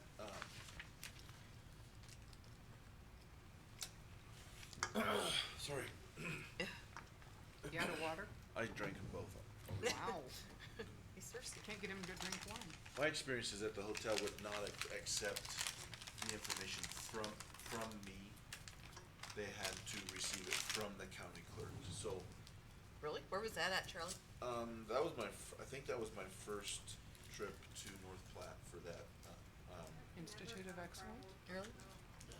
Yeah, and say, if you plan ahead, yeah, a little bit, I mean, that's what I've noticed, and we have several accounts out there anymore. I know, I just gave Public Defender's Office Carnium motels, I'm like, we got accounts at every one of them, probably. It is easier, I will say, from my experience, to get the tax exemption if you ask for it at the beginning. It's sometimes hard to get it taken off after, but. well, this is when I was making a reservation. Yeah, I've They said never it had had to a come problem. from the county clerk.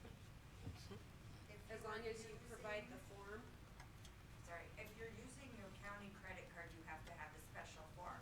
Yeah, there is a The typical tax exempt form won't work, and that's the only hangup I have ever had. Yeah. Is that you have to present the This- other form that Yeah. proves that you have the right to use the CCE. credit card. Yeah, Yeah. that you have to get that, That's the only issue I've ever had. yeah. And you can ask for direct billing. So Okay. the only thing that sentence is changing is that it requires the employee to try and get it tax exempt, right? Or ask for help to get it tax Yeah, right. exempt. Okay. Because, Well, ask one of us to sign the Form Yeah. 13 and be done. That's what I do. I just ask Kelly for a form, she signs it, and then I know which motels I go to that use that, and I just present that to them. They do a direct billing to the county. It works really good. Yes, especially if you go to Kearney Yep. with the NACO conferences and stuff, yeah. So if you had a problem once, I'm sure, It was probably just a front desk clerk who didn't know what to do. yeah. So I understand that, and then you're gonna get to a point, a part down here at the bottom, is that right? No, I don't think I added anything else. That was all I did. Oh, I took out something right there. Training reimbursement agreement shall be assigned. We were talking about it, but we didn't go down that path yet, so. Anyway, So that's not part of this, okay. That's not part of this? No. Right. Okay. Okay, I'd entertain a motion for approval. I'll move to approve this one. Was there a second? maybe it will. I'll second it. Any discussion? Record your votes. That's it, isn't it?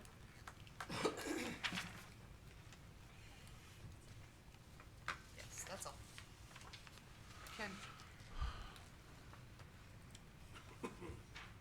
Are we clear?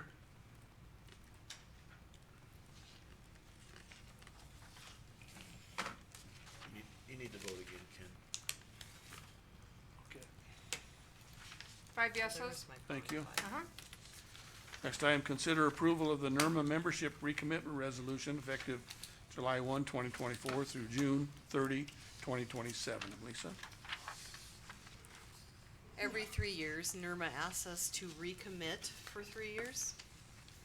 And we actually, in October 20th, several of us were at the self-defense training, conference. And Kelly and I stayed and got our first check. We've got our first dividend check. It was $23,640. And if we will recommit to NERMA for another 3 years, we can get the rest of our dividend, which is $12,728. Would you like me to read the resolution? Or do you have any questions on this, or What would be the reason we wouldn't recommit? you don't wanna stay with NERMA, you wanna find other coverage? Take There you go. bids. when we sign it for 3 years, and you can't pull away for 3 years, then. I think that's the intention.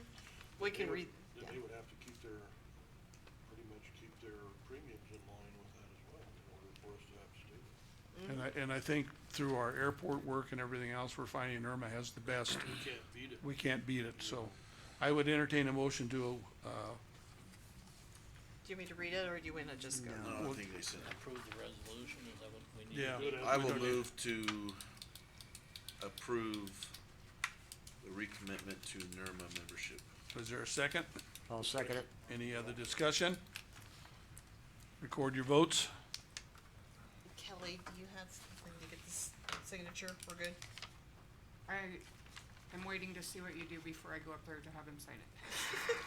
Let's say, they could sign mine, or if you've got one. Okay, Okay to close? close, please. Okay, next item, Hold Oh, up, wait, we wait, need oh, to you gotta- get a signature. we need a signature before we move on. Well, we appreciate it, Put it in mine, I appreciate it. Okay, or we're gonna forget. where do I sign? Right down here.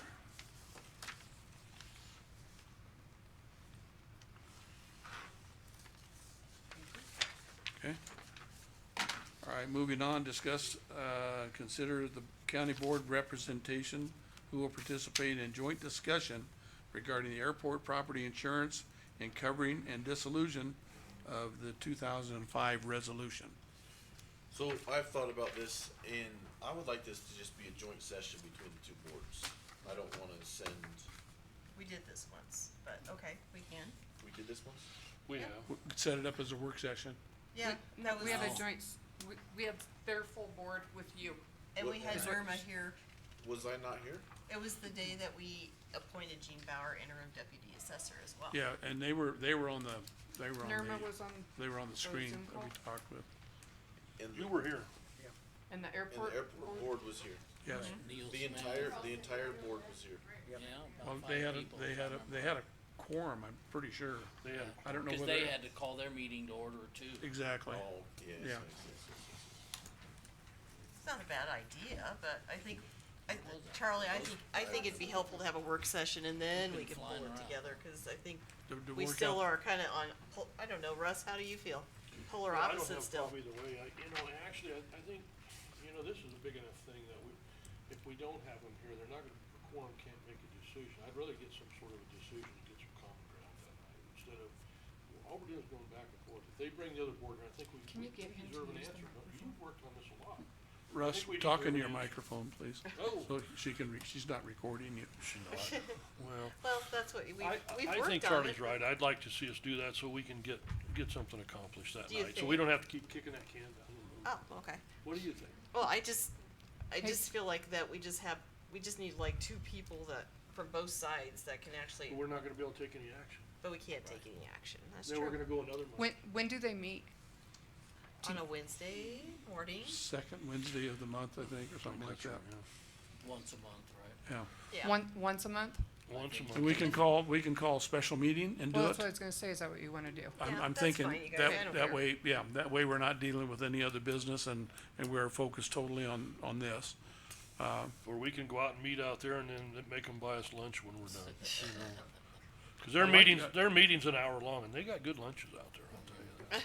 You really, They you never really bought- they messed never up, bought- they never you bought messed me up lunch. giving me that job. I really. They never had lunch when I was there. Well, I gotta I go got a buy my muffin. own, they don't actually buy my lunch. Okay, then I would suggest that we meet, set up a special meeting for Okay. both boards, if that's what you desire. You wanna do it here or there? Let's go out there on a Wednesday, Sure could. before lunch, it's right.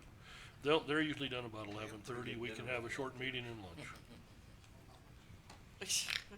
Okay, we can, whatever you guys wanna do, Well, and here's what I would like to, have like a learning session, exactly what is this whole thing that's going on out there? The property that we own, but they run it, the land adjacent to it, the land inside the fence, There is a the lot of, rental buildings, and a lot of new all the construction. things that we own, but they get rent off of versus, I would just like that whole thing packaged up real nice in a way that, just have someone explain the entire airport authority to me, explain why we own the buildings, but they get the rent. it's all on this resolution. it's right in that resolution that the older, council gave it to them.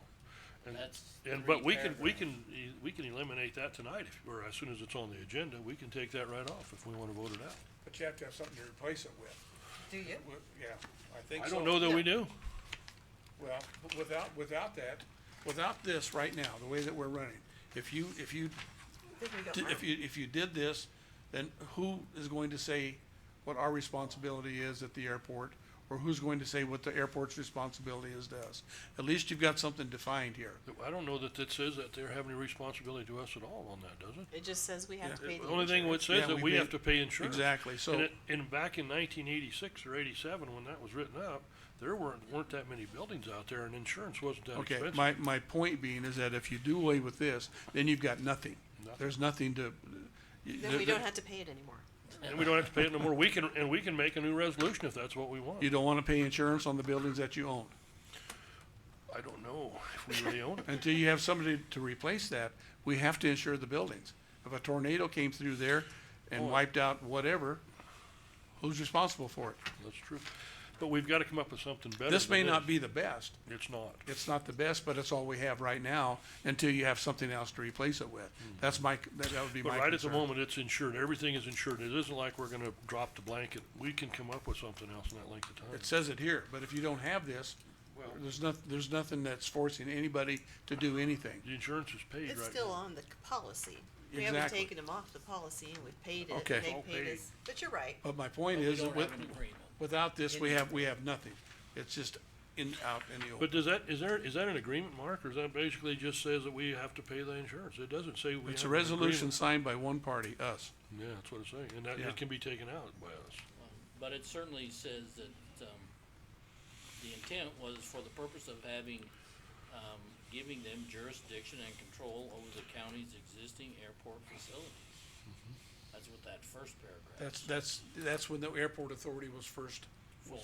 formed. Okay, so, And- saying but- again. And I don't disagree with you, Charlie, I think we need to clean it up and we need to know who's responsible for what, and that hasn't happened yet. That hasn't happened. I think- Back to Mark, I think we need to have an attorney involved do in, too. were you gonna say that? Yeah, We I need someone agree. to represent us. We do, actually, but we Kyle's need- been we on need- there for a while. Kyle's been working on it Can for we us. bring him back? Is on that our alright? side. Are you comfortable with him? But I think we need to have him on site when we do meet or whatever. Oh, sure. Is that okay? Absolutely. Okay. well, let's- and then I might suggest that, we're talking about a contract, we're talking about a strategy for a contract, that can be done in executive session. Yeah. Yeah, And if we're gonna put together a strategy of how or what we want to get out of this agreement, then we need to certainly have Kyle there, and we need to meet in an executive session and make sure we're all on the same page. yeah, and that's perfect. Because Yeah. we don't wanna go in our group in front of their group, and we may not Yeah. even be on the same page Yeah. with the Yeah. 5 of us. That's exactly We right. don't want that. So I Well, like the once- idea of Kyle being involved, and he Well, needs he's to be. kinda been involved in this up to this point, Right. I think we should maintain that and also let him put some sort of a new resolution. New some agreement together, of some And sort. right, he can give you some ideas of right, things we I can do. like that. And that, yeah, that's exactly right. Maybe suggest what we would like to see, and that's where the smaller group would come together. Yeah, and then we can, well, And then bring it to the full board, give it to Kyle to put together a new resolution to be signed by both parties. And, which it isn't now. That could be done with a smaller subcommittee and do that and then meet as a full board. Just a thought. But I think you're right. I think when we're talking about that sort of thing, those kind of things could be hammered out before it even came to a full vote of the whole board. Yeah. I like Mark's idea. I think we need to put an executive session together for contract negotiations, strategy development. And then present it to them. And then get together in a separate meeting with both boards to ratify whatever it is that we wanna do. Okay, Would you like that, try for 2 weeks, or should we start in December? I think I'd like to see it sooner than December. I'd like to have this in 2 motion weeks. before Yeah, the for first 2 of the Let's year. try 2 weeks, see what Kyle says. See if Kyle's available. Okay. And So I will wait for you to let me know, okay?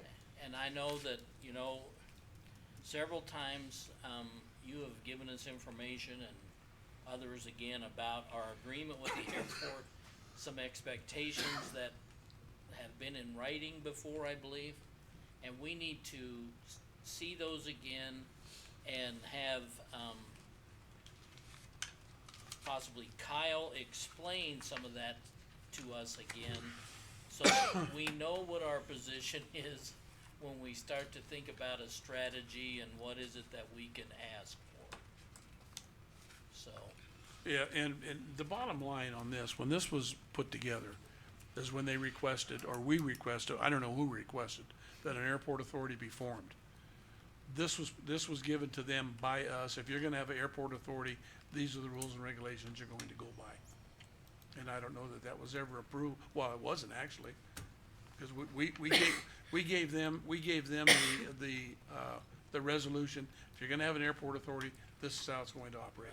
and there wasn't a board to sign this No, at that time. cause they didn't have it. They weren't even in But there is existence some when this was paperwork put that together. Bob Unser signed in reverse of this, so there's an answer back to this letter. Not from I this. think the airport board was already in existence before that resolution was written.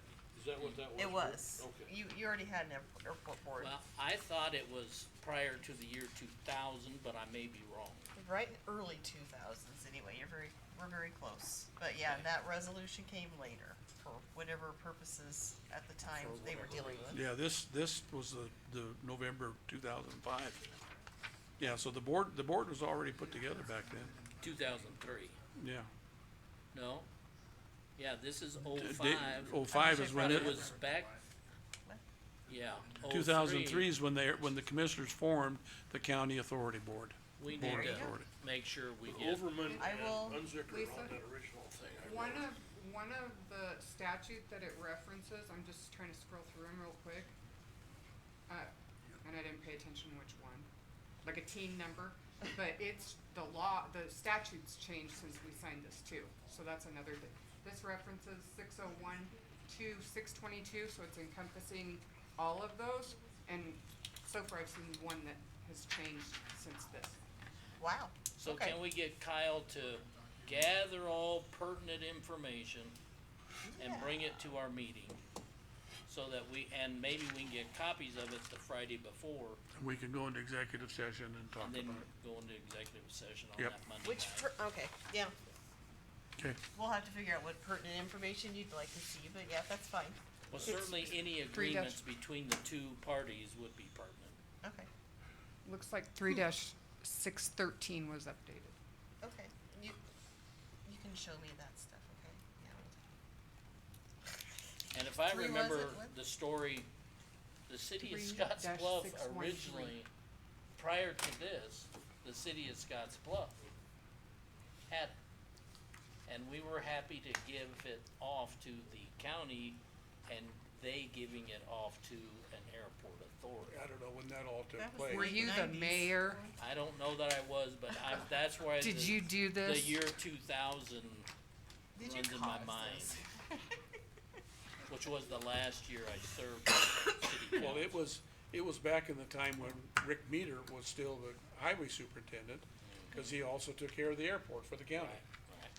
I And then, remember that. and then we hired an airport manager after that.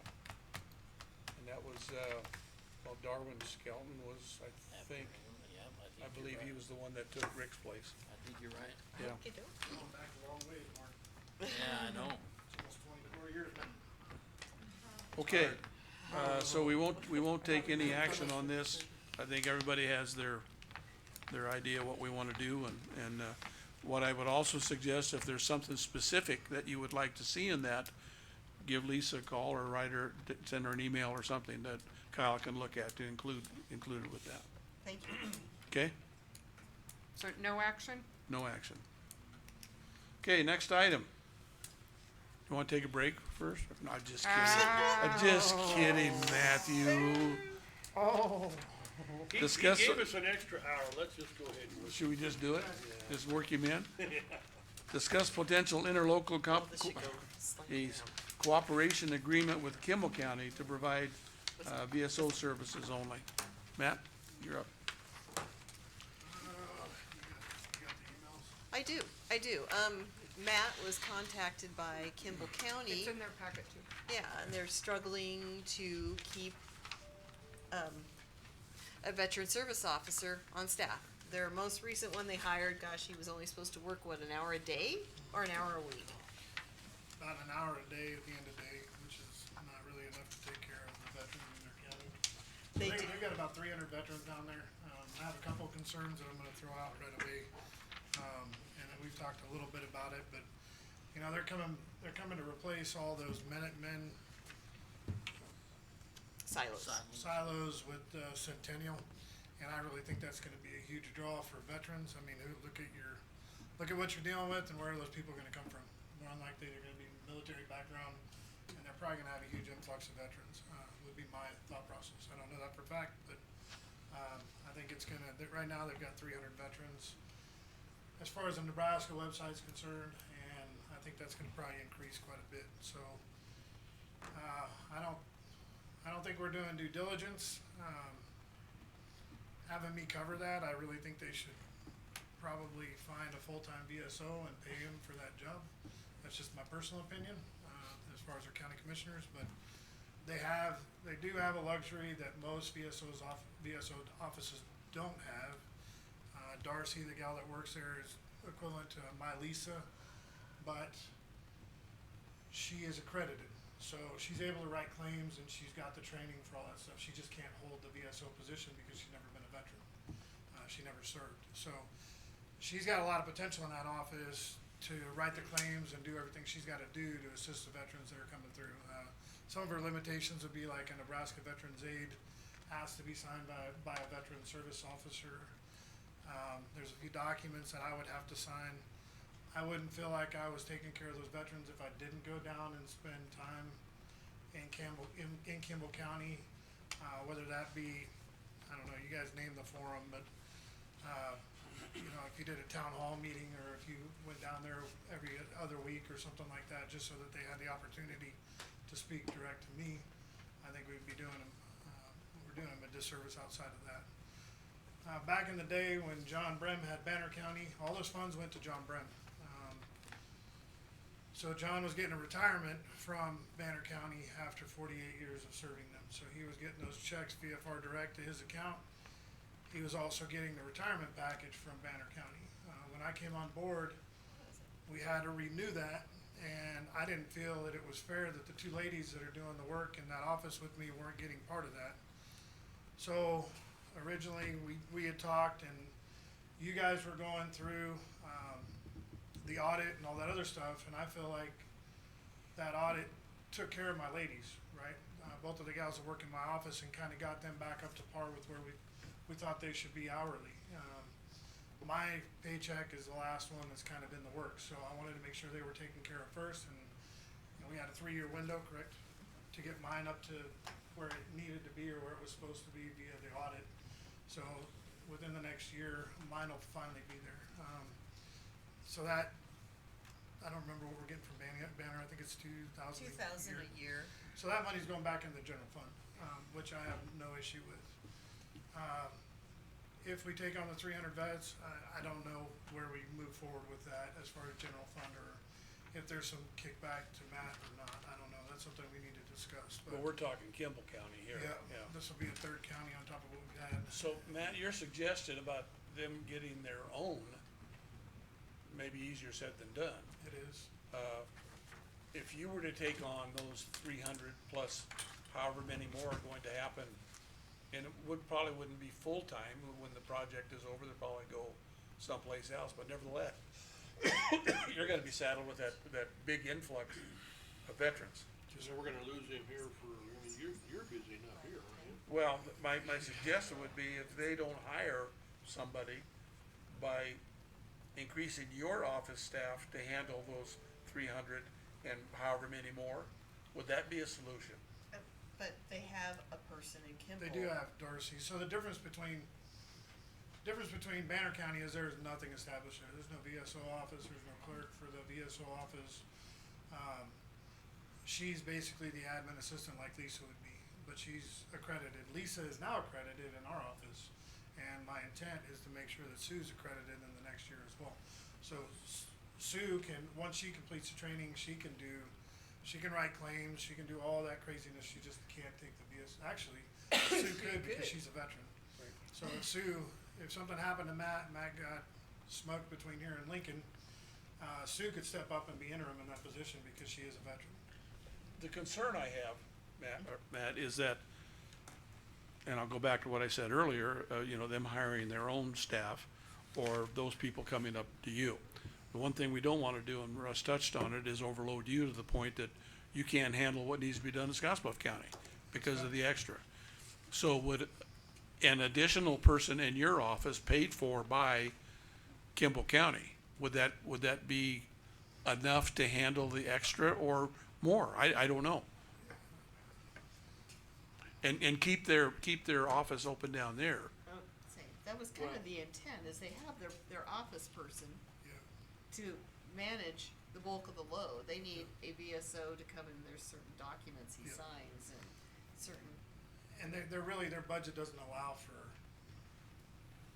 it wouldn't allow for our growth or a true VSO there unless they.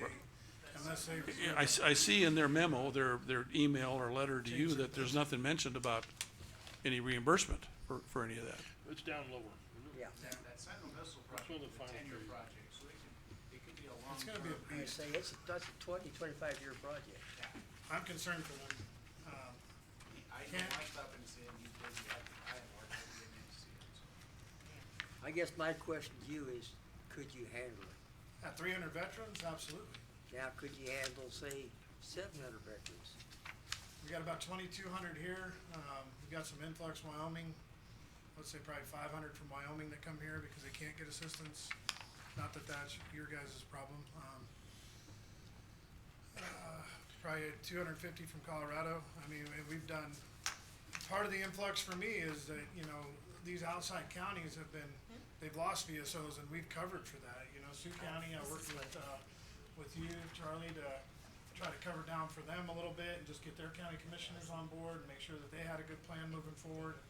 Box Butte County lost a long time to 20-plus year VSO, and they've just finally replaced him with a new gal that's up there who's doing phenomenal work. So we've ate all that. I mean, that's been our sandwich. But with 300 veterans, yeah, I think I can handle it. I don't think we're doing.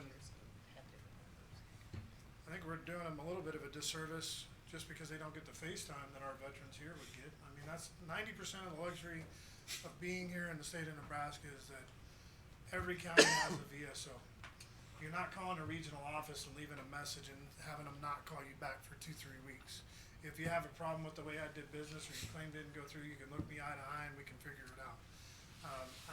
I really think that's a wonderful thing that our state offers all its veterans, you know, so some of these outlying states don't have the same privilege that we do because of the way the state of Nebraska is set up with county VSOs. And then you start tapping you know, you start stretching over 3 or 4 different counties. Are you really providing the service that's required to take care of those veterans? And do the county commissioners really understand what that does for the community and what kind of money that brings in if you're not briefing it and if you're not proving it? A lot of our increase is because of hard work and a killer office staff that takes this personal. And we take care of our veterans like they're our own family, you know? So we take this personal.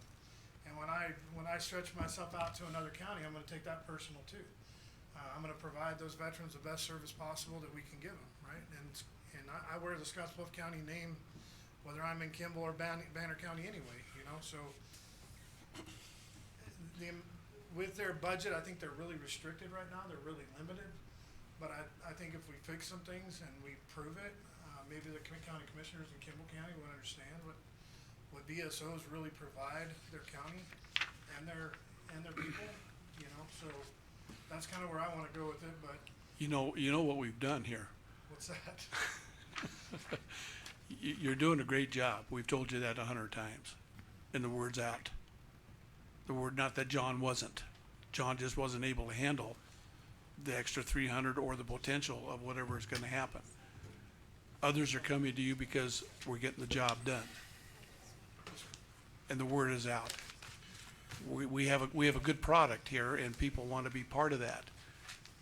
And I have no problem with that, except for the fact, and I'll say it again, if we need to add to your staff or whatever, if they're not gonna get one of their own, they're not gonna get it for nothing either. Right. They like it. We're taking care of the veterans, whether they live here or Colorado, it doesn't matter. They're getting the same service. The word's out, Matt. Matt, are they coming up here from Kimball right now to work with you at all?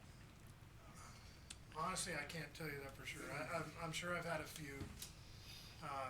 Fred's down in Cheyenne County, so Sydney, and a few of them go to him. I know that for a fact. They have the luxury of having the interstate right there so they can get to Cheyenne if they need to write a claim, and a lot of their health care is in Talking to Cheyenne. Sydney. Right. How many vets does he have?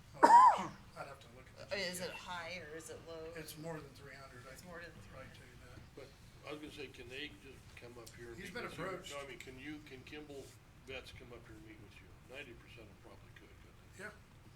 Well, and that's kind of what I asked Darcy is where do your guys and gals go to shop? You know, do they stay in Kimball? Do they go to Cheyenne? Do they head up, you know, north to us? 40 miles. Yeah.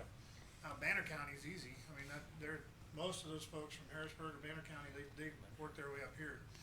Originally, we started that interlocal agreement with them. I showed up to courthouse probably 2 or 3 times a month, and I was only getting 1 or 2 vets max. You know, so I'm burning 4 hours of daylight in the courthouse waiting for veterans to show up, and I only had maybe 2 or 3 the entire time. And you could be here. Yeah, and I could be Take care of here other providing things. that And that's what, service. can we do the same thing with Kimball, have those folks drive We up here? could. I still think. And then I still s- charge them a certain amount to, you Well, know, that's kinda what we to did. sign We- off on them. we broke it down by veteran. We Yeah. took our budget minus the girl's salary because they have their own staff and figured what my salary based off of that was per veteran. And that's how we assigned a number to what they would pay us if we did an interlocal agreement. His So- salary so- plus benefits. Plus So benefits. this number at the back is your numbers, right, Matt? Not Kimball's, okay. Yeah, this is what we proposed to them. Or, you know, just put together as like, it Plus would be travel. at least Okay, this. and I'm okay with that. Again, the thing I'm concerned about is overloading you in your office. And we don't wanna do that. Well, and that's where you come into, the gist would be, it's Matt, because they have an office person. His office technically shouldn't have that unless there is such an overflow from the Misselman Yeah, project, that right? shouldn't affect Lisa or Sue at all. Shouldn't. Now, if that number goes from 300 to 800, that may have some negative effect in my office. Big time. It might either way, Yeah. it might either way, and Uh, Sydney. So my question would be, whether we're talking Banner County, Kimball County, any other county, what's the proper way to charge for this? Cause we really need to figure that out. Well, that's why I came up with my first calculation. Now, do you have another proposal? I don't, but I guess my point in the whole thing is, for certain services, it ought to be worth X amount per vet. Well, but that's what they The did 300, or is it simply by the number possibly of contacts? We're also have to realize, we're getting 500 from Wyoming and you're not getting a dime for it. And you're getting some from other places Yeah, and you're not getting a dime for it. Well, So that- how do we deal with that? I mean, end of the day, we're here to take care of veterans, right? And that's kinda what I hang my hat on, so and I guess you have to listen to the personal stories, you know, you have a guy from Wyoming show up that's riddled with cancer from Vietnam, and he can't get the assistance he needs. I'm not gonna turn that veteran away, period, end of story. That's just due diligence in my mind. I've gotta take care of that veteran and make sure that he's service connected appropriately and he's getting the care he needs. Which I would hope every VSO in the state of Nebraska would be willing to do the same. Right. And I So I don't know how agree you with put a all dollar- that, I don't know how you put a dollar amount on but it. to the extent that it doesn't affect service to the Scotts Bluff people, which is paying for your office. And today, the state of Nebraska requires that you have a VSO also. So if they don't have a VSO, they're not meeting that statute. So putting the name in the seat is fixing the problem for them as well. Yeah, but we also know that again, just cause you got a person sitting in the seat, they don't always do the job and you end up with some of them. Right. And so I'm just trying to sort all those issues out. I had a And guy- how is it that we're fair to our own constituents in Scotts Bluff County, yet be helpful to the others? And I wanna be able to do that, but I don't wanna stretch you so thin that it causes our own constituents at some point to be frustrated because they don't think they're getting the service that they need. I don't see that happening at all right now. I play but- that fine line, I understand where you're coming from. Yeah. I do. So I really I think don't the know future what of the that answer office is. is more than one VSO. I don't, that would be the future of that office. Of your office, now. Yes, our office. And I see that for a couple of reasons. I think when we grow, number one, you have to be able to carry the torch. And John did a great job for 48 years. However, if you're the only guy that knows all the tricks and you don't have that future, how do you provide for your veterans, you know? So I really think the future for our office is, you know, Lisa's 28 years in already. Sue, I probably got her another 8 years. I told you guys when I took this job, I'll give you a hard 20, but I'm not your 48-year guy, right? But you need to have the future plan, and I mean, the reality is Matt could get, you know, I drove to Iowa last week. One 20-car pileup and Matt's gone, where's your future, you know? So I really feel like you should be grooming that next VSO that's coming in and getting them up to par. And then some of the events that we're doing within the county, we can split forces, you know, and we can afford to send somebody out of the office and miss a day at Banner County and do a town hall meeting, we can afford to send somebody down to, Kimball County and be able to spend a day with their veterans and get everybody caught up. Right now, we can't do that. Oh, no. Yeah. But, and I would only say in regard to that, whatever we're willing to spend on our veterans, they need to be willing to spend it too if you're helping run that. Agreed. That's all I'm saying, and that's And I think we broke it down in that document to show trying to do that. per veteran based off of my benefits and my salary But you're only currently. doing benefits, and sorry, we got computers, we got computer programs, we got office furniture, Oh, we got yeah. heat, we got lights, we got a building. You know, if we take all that stuff, it's a way bigger number. But they have that there too. Yeah, They do. have an office in They- Kimball. I'm Banner not talking County. about, I'm talking about Banner County right now. Yeah. Oh, yeah, okay, sorry. The ones that Sorry. don't have anything, the ones, but the other ones, you gotta break it out. I don't know. Some of these that you're seeing come from an area that do have a VSO, but they're not, they feel they're getting better service here. Yeah. Okay, pretty much answers the question then, doesn't it?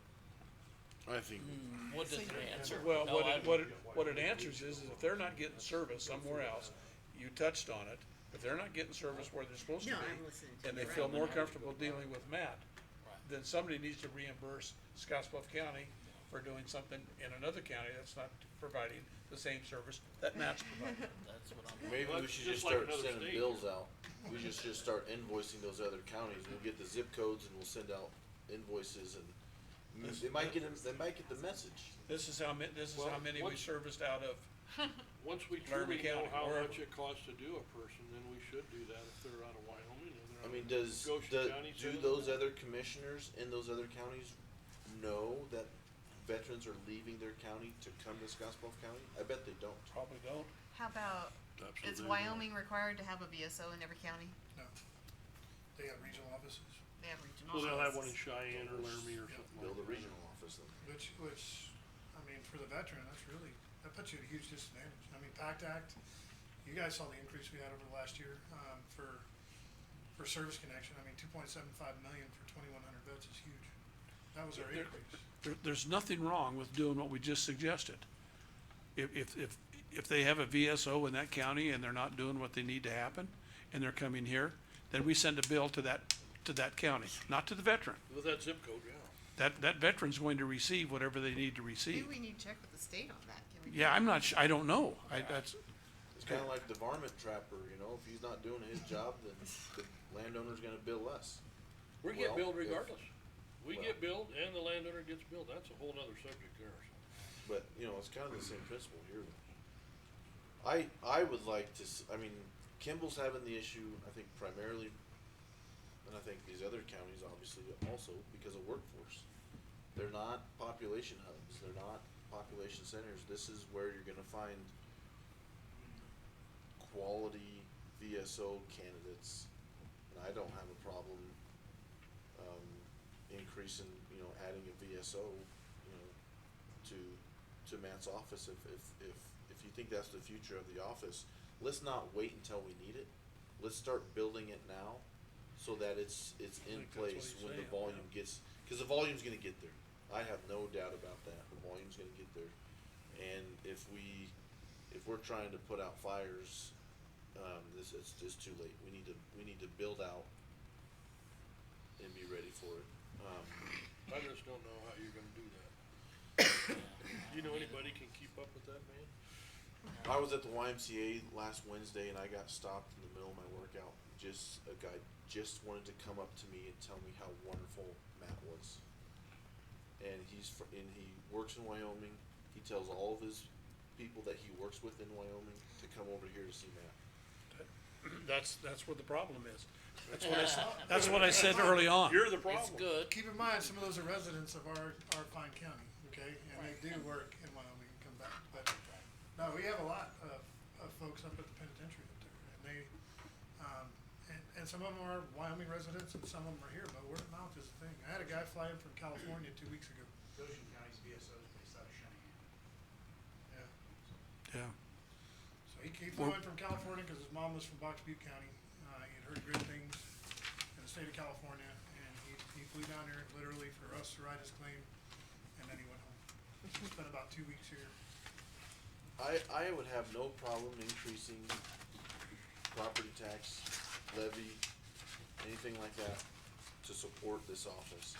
If we could, if the media could get a hold of the increase in revenue that is coming into this county because of the work that Matt's office does, it would be a no-brainer. It is a no-brainer. That's an interesting thought. Well, at this point in time, he's claiming he's getting through it okay, So, so. I don't know. so the question at hand is, shall we draft an interlocal? Yeah, make it a short term And that or, was kind of my suggestion, is let's provide them the service, make it a 6-month to a year deal, and then see what that influx is doing, and then maybe I can prove it, so that they can get enough data to hire a VSO and pay them appropriately to manage their stuff, you know, and I'd be more than happy to train them, I'd be more than happy to. The really crappy part about this job is you don't know what you've done and what your effect is until 6 months to a year after you take the position, right? So, for me, you have there's no grade. So 6 months into your service, I'm still getting John's stuff back from the VA for service connection for these veterans, and then 8 months to a year later, I'm starting to see if I'm having a positive effect or if I'm screwing up. You know, so then you look at how you wrote that claim and you build on that, and we got the motor running, we've hit 80, 90 mile an hour now, and there's no slowing down. I mean, we know what the VA is looking for, we're packaging these claims right, we're getting good result from these claims. Every once in a while I get a flat tire on one claim or another, but, moral of the story is we're making really good progress and we're taking care of our veterans to a whole new level. John created a great foundation, that's what I tell everybody. He created a great foundation. You gotta remember that John started out writing these things with paper and pen. And everything he did was social. It was Q&A, it was in your face, hey, what happened to you in service? What things do you wanna claim? He did the Q&A and he built the claims based off of that. I'm starting over. I go all the way to when you were in service and I look at your medical records. And then I can look at where you served and I look at your presumptives and what conditions you were exposed to, or Agent Orange, or burn pits, or what you were exposed to, and then I look at secondary conditions. So I'm strategic in how I file a claim, but I have these tools and assets that John didn't have. I went through the VA hiring process so I could get access to BBMS. So I have all those tools in front of me. John didn't have those, and that's what I want for that whole office. The girls should have that. I should have that. If my system's down, I should be able to go to Lisa's system. I should be able to train Lisa to do my job. My entire time in the service, I never kept my tricks and my trades in my pockets. I always shared that with my soldiers because I wanted them to be better than me, right? So I had a lot of leadership for a lot of years that they keep that stuff near and dear so that nobody can take their position, right? That's not how Mount works. I give my tools to everybody. I want you to know what I know because that makes our office better. One of the things I really pride that office in is you don't come in and I don't hand you a form that you gotta figure out. We do the form for you because that's what we do. We're here to provide a service. I'm not gonna hand you a 526 and tell you to go figure it out, okay? I'm gonna bring you into my office, I'm gonna write the claim for you, and I'm gonna do all the paperwork required to get the benefits that you're eligible for, period. And I see a lot of that in some of these offices where they'll hand them the form and say, fill this out and bring it back to me. Well, those forms are ridiculous. It's like filing for your taxes, right? So, for us, the ladies do a really good job. It's 100% grade A customer service, which I think we fail at a daily basis. And the longer I've been around, the more I see it. We're providing the service to the customer, and that's where it is, you know? You come in, I start to finish, and you're taken care of when you leave the door. Unless I'm waiting for a government agency to send me something, we've got you at a positive, you're in a positive spot when you walk out of my door, so. So your suggestion is do a short-term interlocal agreement, see how it turns out. Yes, sir. 6 month. And encourage them to hire their own VSO. I need to talk to the county commissioners down there. I really don't know their stance. I would like to talk to them and kind of explain what we do here, and show them. We can get some of them prepped. We see most of them in one meeting or another. Okay. And let them know what's Yeah, going on. I think we should set up a Lisa special. was able to talk to a couple county commissioners as well down there, At the NERMA meeting. At the NERMA meeting, I talked to one, yes, So, and he thought the rates were fine. well, yeah. There's that. I think they're too low, but that's my I do opinion. too. But if you're okay with it, I think we do I would entertain a motion then that we do an interlocal for 6 months and review it in 6 months with you and tell us how you're doing and what needs to happen. Do, Just a minute now, I are don't we think gonna we can get you consider, where you're gonna discuss- you're gonna go down there and work out of that office then? we're Yeah. only discussing. It just says discuss, it doesn't say consider. Yeah, we don't have an interlocal yet, that would come like in Okay. 2 weeks, and we Okay. definitely would have to, he's talking what, 1 day a month or something, Russ, and yeah, they would I have don't know to. what that, honestly, I don't know what that Right now, looks like. 1 day a month is all you're after. Darcy's doing a phenomenal job down there. She just needs him to I just don't sign. feel like I'm doing due diligence if I'm not down there taking care of those veterans. I mean, if I'm gonna put my name on the document, I don't know, I'm gonna go into old school stuff, but the only thing that means anything to me is my name. I've worked my entire life, and that's probably the most important thing I own. So, if I'm gonna sign my name to a document, I'm gonna make sure that everything was done to protect my name. So, if I'm filing for a claim, I'm gonna sit down with that veteran, I'm gonna make sure that the conditions that we're filing for are legitimate, that I have the documentation to prove it, and then I'll put my John Hancock on that document. But I don't wanna do willy-nilly stuff. I wanna continue to do what I've done for our Well, veterans here in but the Scotts same Bluff thing County. applies to the veteran that you're doing it for. Absolutely. Yeah, that's the That way bottom it'll line. stick, because otherwise it could be taken away just as quick as given if you don't give it that way. Okay, So I guess I'm starting to be a little confused as you're putting in 2,500 hours a year here. And then you start putting in 500 hours a year there maybe. And then I'm trying to figure out how all that computes in taking care of people here versus there. And those are just numbers I throw out. I mean, obviously a full-time employee being in the 2,100 range. But, and you're probably a whole lot more than that would be my guess. But, yeah, how do we, for something short-term, 6 months or something, we can do that in the effort to be helpful. And I love the ideas of being helpful. And, but we also have to, from a, constituent, representing our constituent standpoint, we need to be sure that they pay their fair share, we pay our fair share for what we're getting versus whatever. Wouldn't you take his budget and divide it by our constituency and multiply by their constituency? Right, and then. or they're veterans, not the Right. full constituency. Yeah, so what, I mean, they're veterans.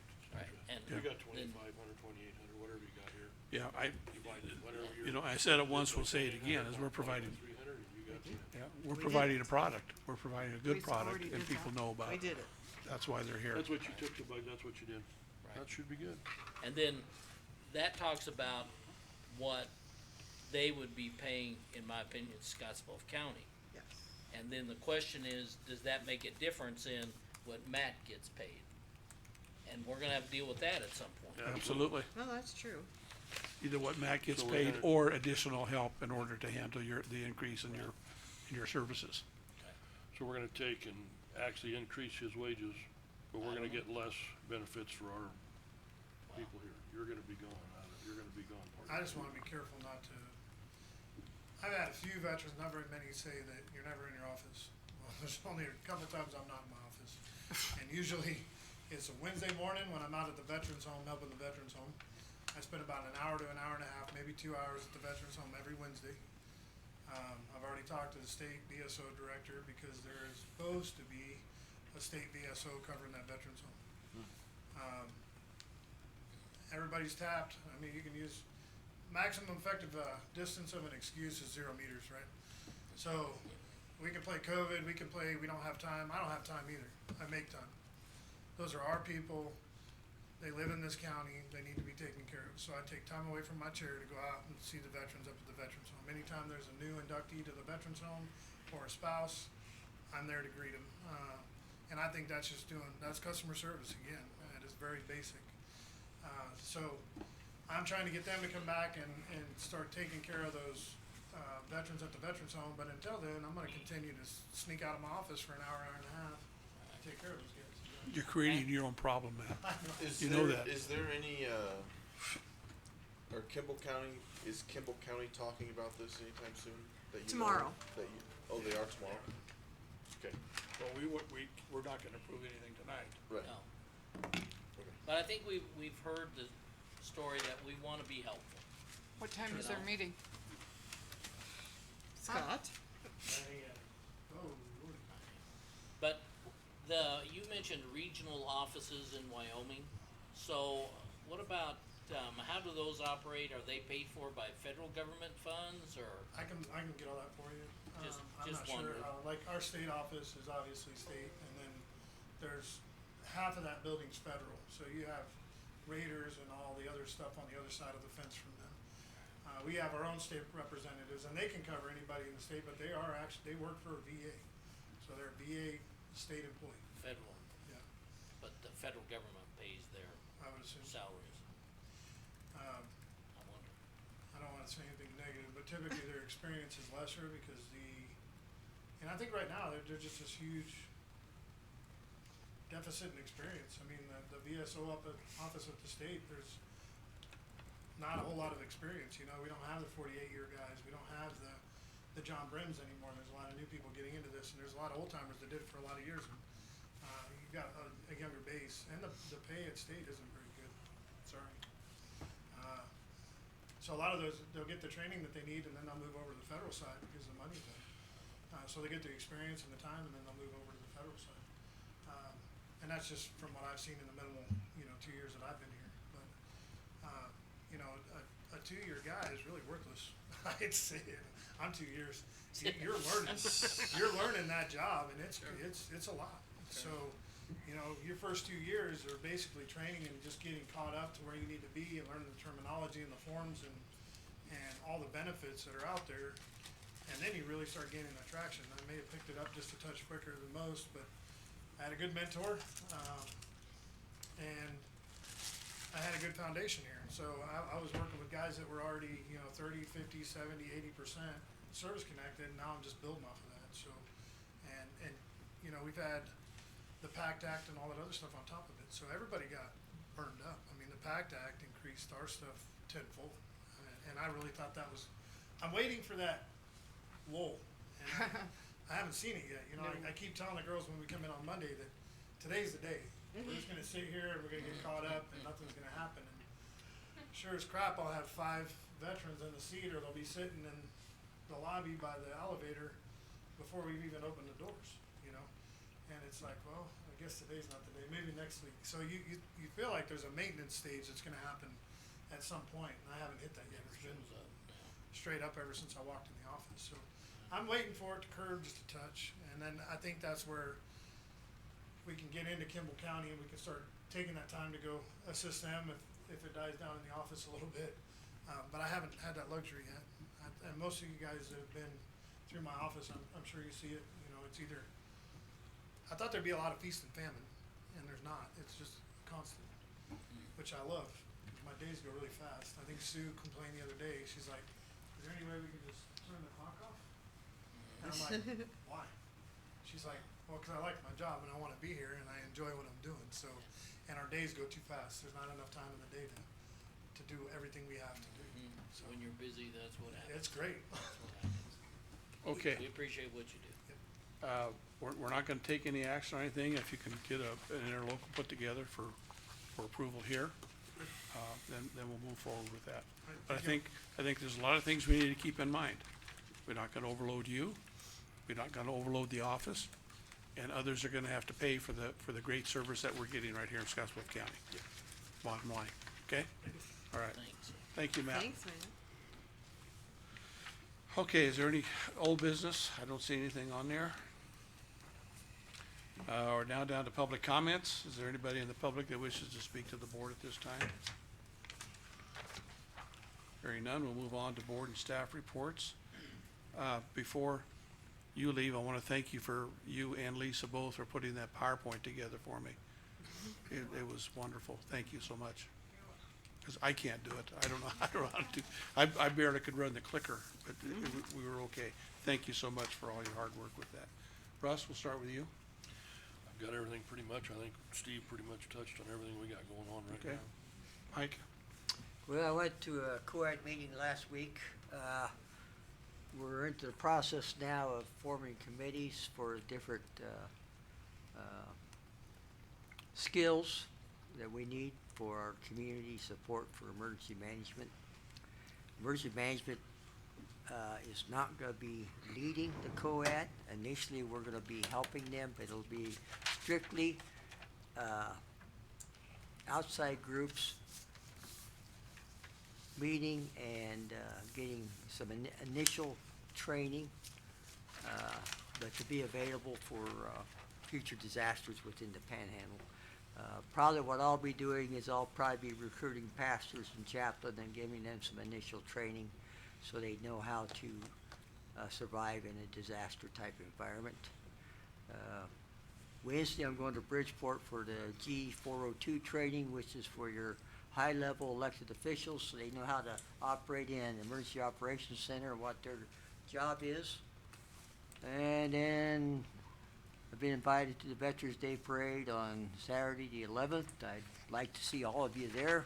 Great opportunity to thank your veterans and show support for your community. And there again, Matt's highly involved in that. Always does a great job. John Brebb before him. But I've been staying kind of busy, so. Okay. I don't have anything to report. I went to the State of the Valley and it was well attended. Our other new meetings start this week, so I'll have more to report next meeting. I would tell you that, I'm not able to go to the Veterans Parade. I have appears I'm gonna be out of town. Yeah, I do appreciate, what they do there, and that parade's always been well attended if the weather cooperates well. One other thing that I've heard some of the other commissioners mention is, the thought of, having a workshop again. Just last month, we had our 5 Mondays in the month, and we haven't taken advantage of that to have a workshop session at some point in time where we can simply discuss things in general without having to have a real major and specific agenda, but and so I would only say that I think it would be a good idea for us to be thinking about that. It could also be, if we wanted it to be, a time that we could talk more about the airport things if we wanted to, but Work that both together maybe. hopefully we can get Kyle Long. I mean, right now the intent is to get him in 2 weeks, it sounds like, to that meeting, so. But the idea of having a workshop, I don't know, it's certainly part of that's departments to Could we come in early on that, do it like an hour early and do that little workshop thing? an hour early before a meeting. Yeah, maybe if Kyle's gonna be here. Normally Kyle what would and- happen is that the individual departments that had items that they wanted to discuss would get on the agenda and they would be given 15 or 20 minutes or whatever it was to come in and visit in this workshop, in this work session. So it's not just what we're doing, but it's what else needs to happen throughout the county. And it's their opportunity to present ideas, to present concerns, to present whatever it is that's going on without having to be at a regular board meeting. And we used to do a lot of those, and we've mentioned it, but we just never really followed through with any of it. What you had mentioned before was that you tried to always make that date available on the fifth Monday of the Correct. month. That's correct. And we really haven't done that much No. for the last couple of years, at least. Well, we have a few items that we can work on, I think, on this workshop that we could work through and then make that available later on, I guess, for the employees. We do have some things that need to be brought forward. Well, our next meeting will be the 20th. If you'd like to meet at 3 o'clock, start with a work session and then Would that move into work? that'd give us an hour and a half. And that's usually plenty of time. Okay. And then whoever wants to, If we could bring We- Kyle in.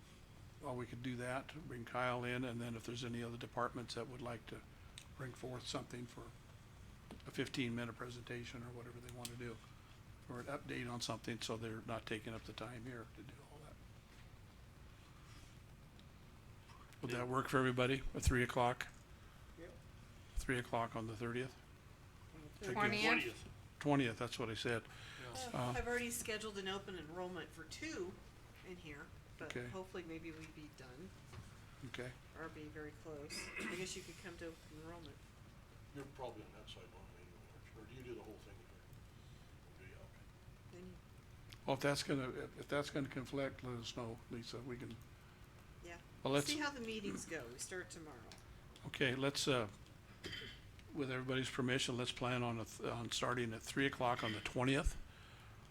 Advertise it for that. And then any items, specific items that you do wanna discuss, make sure you get it to Kelly, so we can get on that agenda.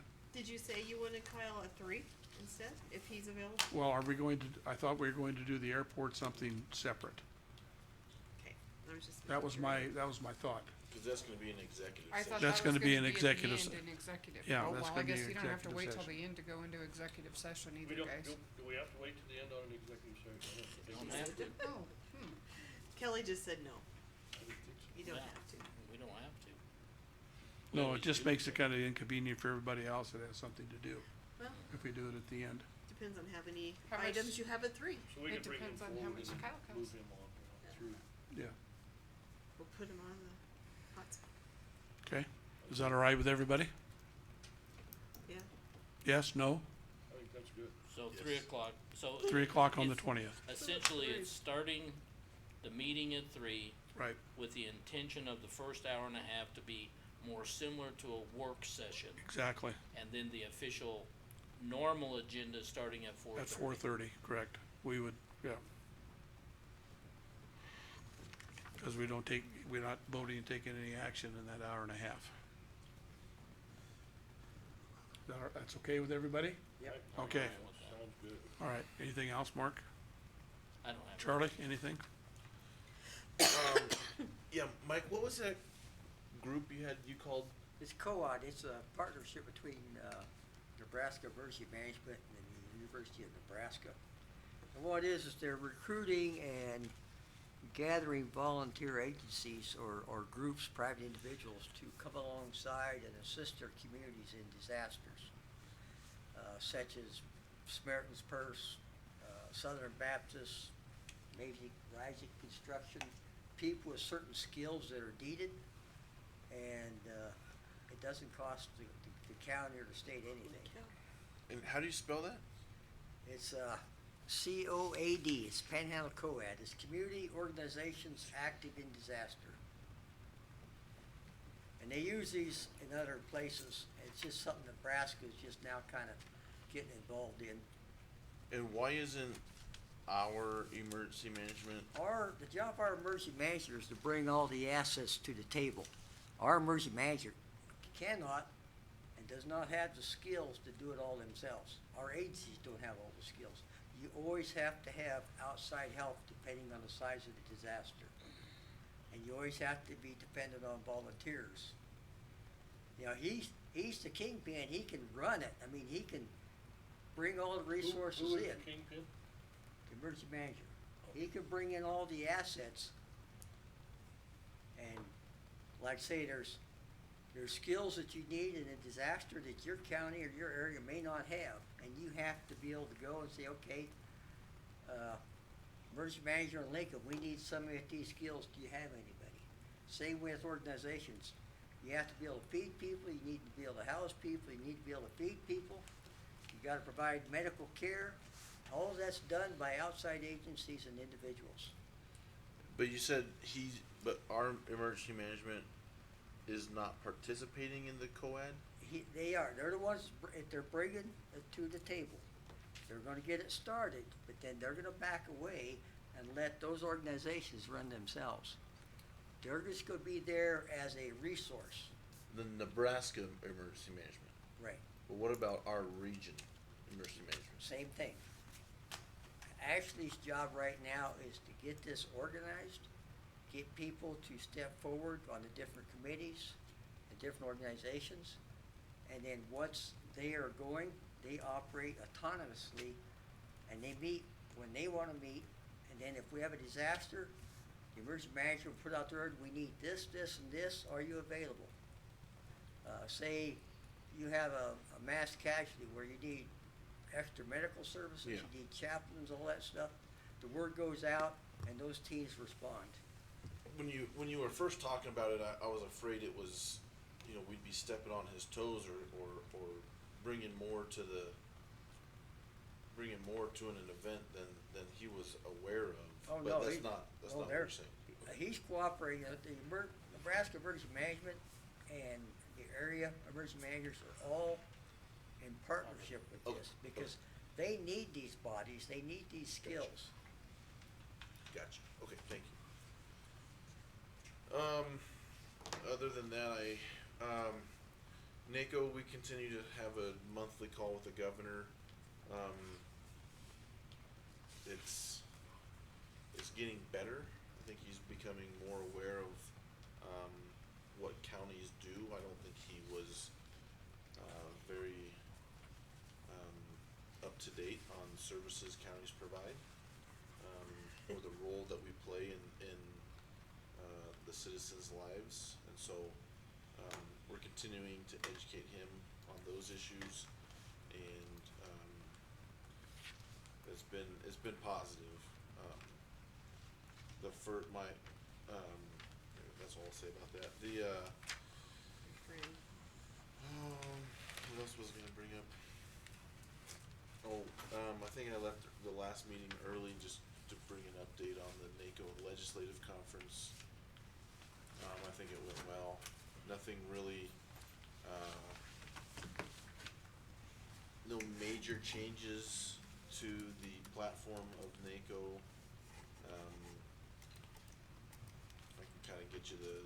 I can get you the NACO platform in print form if that's something you guys are interested in. I'll just send that out to the emails. Don't respond. And then, gosh, I think that's all I have.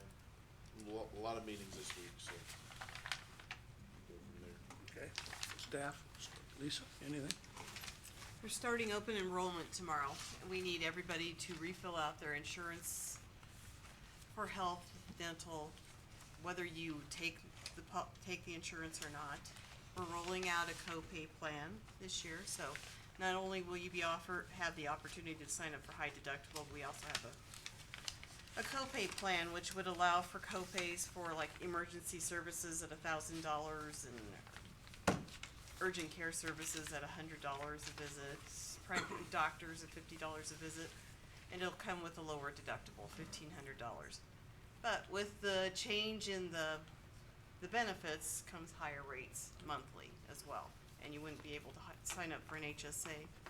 So I send out emails today with all the meetings. We could give you a crash course if you need, but we will need you to complete new paperwork, even if you decline. We still gotta do it. Yes, I yes, and sign up for HSA accounts again. Or still have my HSA. You do? Do you still you can't contribute to? No, I can't contribute, but I still draw out of it. Oh, okay, you can still draw out of it, but yeah, you can't you can't contribute unless you have the high deductible plan, so. Anyway, No matter what age? what's You that? can't contribute. I thought after a certain age you can't contribute. After period. 55 no, it's not 55, it's, No, yeah, it there can't. is a certain, I don't know, that's. 65, you can't contribute anymore, but you can still, but if you have the high deductible plan, you can continue to have a HSA. until you hit the age of 65. And after the age of 55, you can contribute more, so, than in previous years. Anyway, we're gonna go through all that stuff.